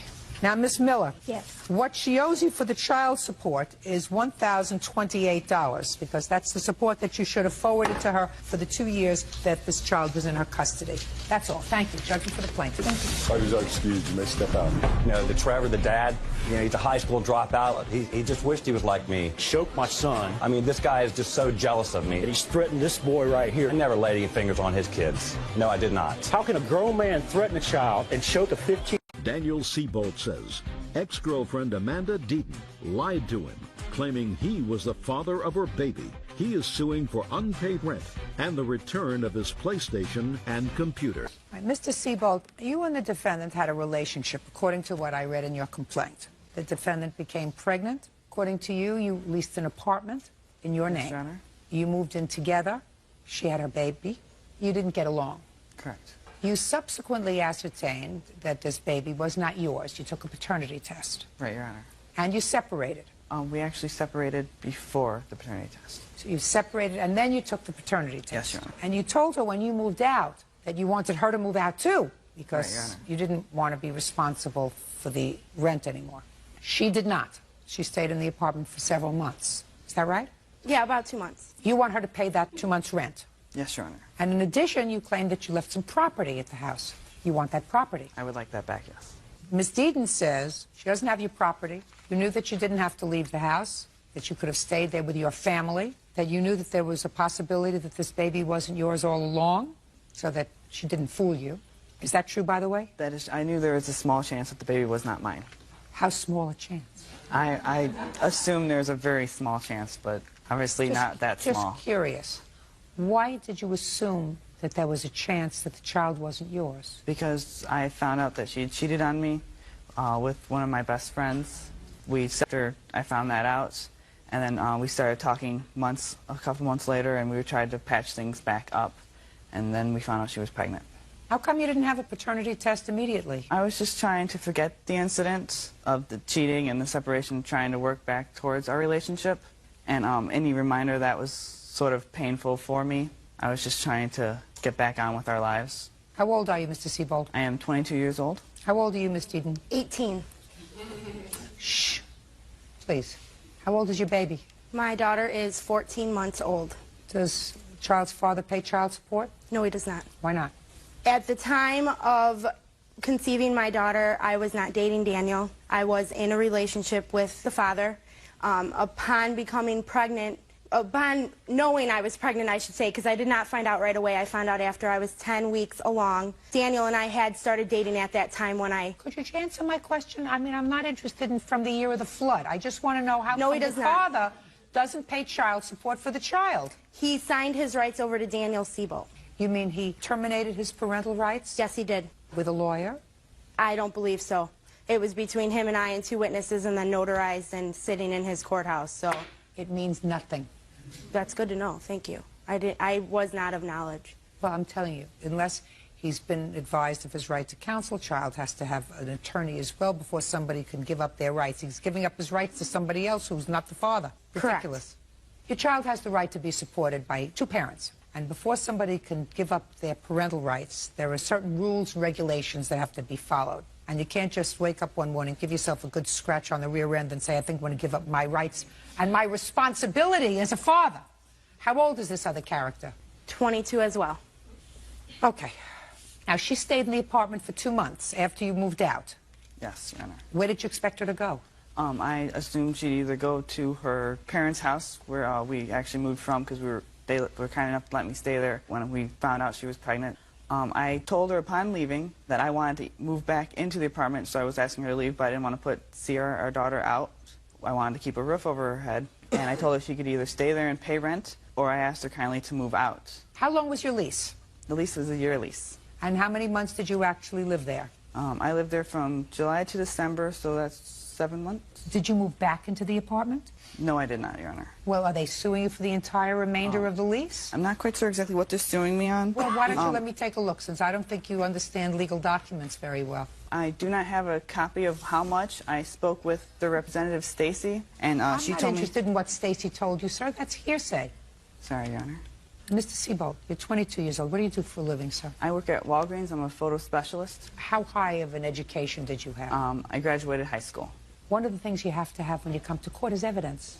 Right, yeah. If you're dealing with a managing company, the managing company will tell you and will be more than happy to memorialize in a writing how much money they are claiming you owe them. Unfortunately, I couldn't get a hold of the person to send me the facts. So what do you want me to do, Mr. Siebold? What do you want me to do? I obviously don't expect you to go and do my research for me. You're absolutely right. I feel sorry for you because they probably will come after you not only for the 2 months that she lived there, but probably for the remainder of the lease if they haven't rented the apartment. You can't come to court and expect me to get your proof for you. You understand? Yeah, I understand, Your Honor. Good. What property did you leave there, Mr. Siebold? I left my laptop computer. Where is his computer?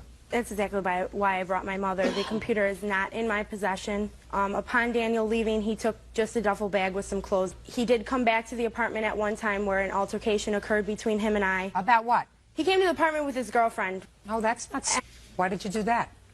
She was my ride. I didn't want to go alone. Nobody else could drive you there except a new girlfriend? Unfortunately, yes. I had moved...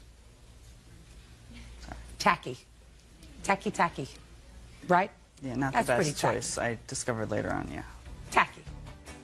Okay. Laptop computer, sir. When you leave, it seems to me that's one of the first things you take with you is a laptop computer. Why didn't you take it with you the first time? I was being a nice guy, and Amanda had asked me to keep it there so she can go online and apply for some jobs. I have my own laptop computer. Which doesn't have the capability to go online through a landline. It's only capable of going through DSL, and we did not have that service. So where's his computer? Don't look down at the floor. Just listen to me. So far, you're not losing, but don't lie. Oh, I'm not going to lie. My parents are in possession of the PlayStation and the computer. Oh, fine, so that they can return it to him. The reason that they have it is there's a large amount of money that Daniel owes my parents. Just a second. What does Daniel owe your parents money for? My daughter's christening that he had said he was prepared to pay for the day of the christening. After the guests had left the christening party, my parents had to pay because he was not prepared to. What else? My parents paid rent in November, but it was actually December. It was November's rent they paid because we were behind. What else? I don't even know, honestly. Listen to me very carefully. You can stand up next to your daughter. Mr. Siebold may be a 22-year-old idiot, but I'm not. You expect him to pay for a christening for a child that's not his? He agreed to pay for the christening. Look, listen to me. Shh. Shh. He planned. Listen to me. This is your daughter. Right. This is your grandchild. Oh, yeah. You pay for the christening.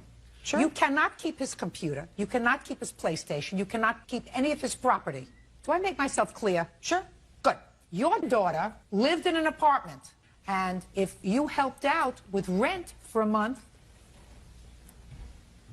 you helped your daughter, right? Sure. Perfect. So, PlayStation and computer. What else, Mr. Seabolt? There was Don't leave yet. Are you living with your parents, by the way? No, I am not. Who are you living with? My grandmother. How come? Due to a situation between my parents and I. What kind of situation? There are problems with my teenage brother and myself that I'm old enough to not need to live there, and my brother is a minor, so he needs to stay at his parents. So I have taken my daughter, and I am at my grandmother's. That computer better be returned to him, as well as the PlayStation, in perfect condition. They were not in perfect condition when taken. Exactly the same way as they were when they were taken. Absolutely. Don't mess around with me. No. You'll be very unhappy if you mess around with me. I believe you. What else? There was a RCA 19-inch television set. Where's the TV? The TV was taken out of the apartment by Daniel and was taken to wherever he was at that time.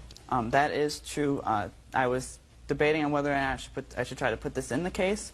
I stayed at some friend's house, and when I moved out, there were some skirmishes between us and them, and he told me that he gave it back to Amanda. You cannot tell me what anybody told you. I apologize, Your Honor. You get back your computer and your PlayStation. Yes, Your Honor. What's a 22-year-old man need a PlayStation for? What do you do with it? I use it for entertainment, for relaxation. He doesn't work. He lived at our house for a year and never paid a penny. He doesn't have a car. He didn't have a job. When he had a job, he took her car.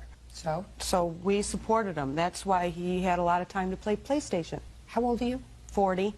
How old was he, 20? Yeah. He was 20. So he's staying home, sharing a room with your daughter, playing his PlayStation, and you're supporting them. Is that right? Yes. That doesn't make you too smart. No, believe me. But that's what you chose to do. Right. He doesn't owe you money for that. No, he doesn't. Right. Gratitude would be nice. Did you get gratitude from your daughter? More than him. Not enough. Right, Miss Deaton? Oh, not enough. Not right now, no. Right. I assumed so. We won't go there because this is only a half-hour program. Now let's get to your counterclaim. Your counterclaim is for your security deposit back. Correct. You used your high school money, $1,000 for security deposit. Correct. How long did you live in the apartment? Till January. Were you working? I was working from October to January, yes. How much were you earning?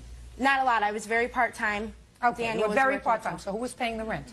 Daniel and my parents. Well, your parents paid 1 month. That's what you told me about 5 minutes ago. Correct. The rest of the 5 months, Daniel paid. Right? Correct. Correct. However, the security deposit paid for July and August. So Daniel paid September, October, and $100 of December. Just a second, how could your security deposit pay for the first 2 months? Because of Daniel's credit, we had to pay a double security deposit. Fine, and how many months did you live there? 2. Correct.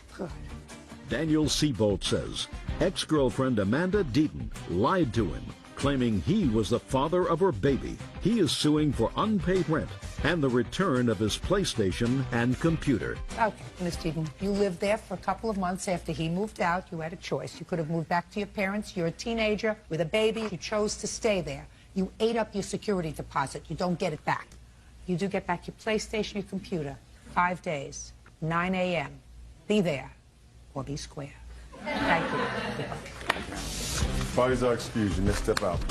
All parties in the matter, Herzog versus Emery. Step forward, please. Kimberly Herzog is suing her former nanny, 24-year-old Sarah Emery, for a loan to pay her bills, lost wages, and daycare costs. Sarah says Kimberly is possessive and controlling. Ms. Herzog, the defendant was working for you as a nanny, and according to your complaint, you loaned her $1,000 because she was having some back surgery. The arrangement was that she was supposed to pay you back. You were going to deduct a certain amount of money when she returned to work from her weekly salary.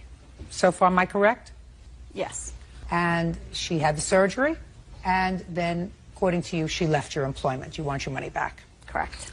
And Miss Emery said that you fired her without good cause, and that's why she couldn't pay you back.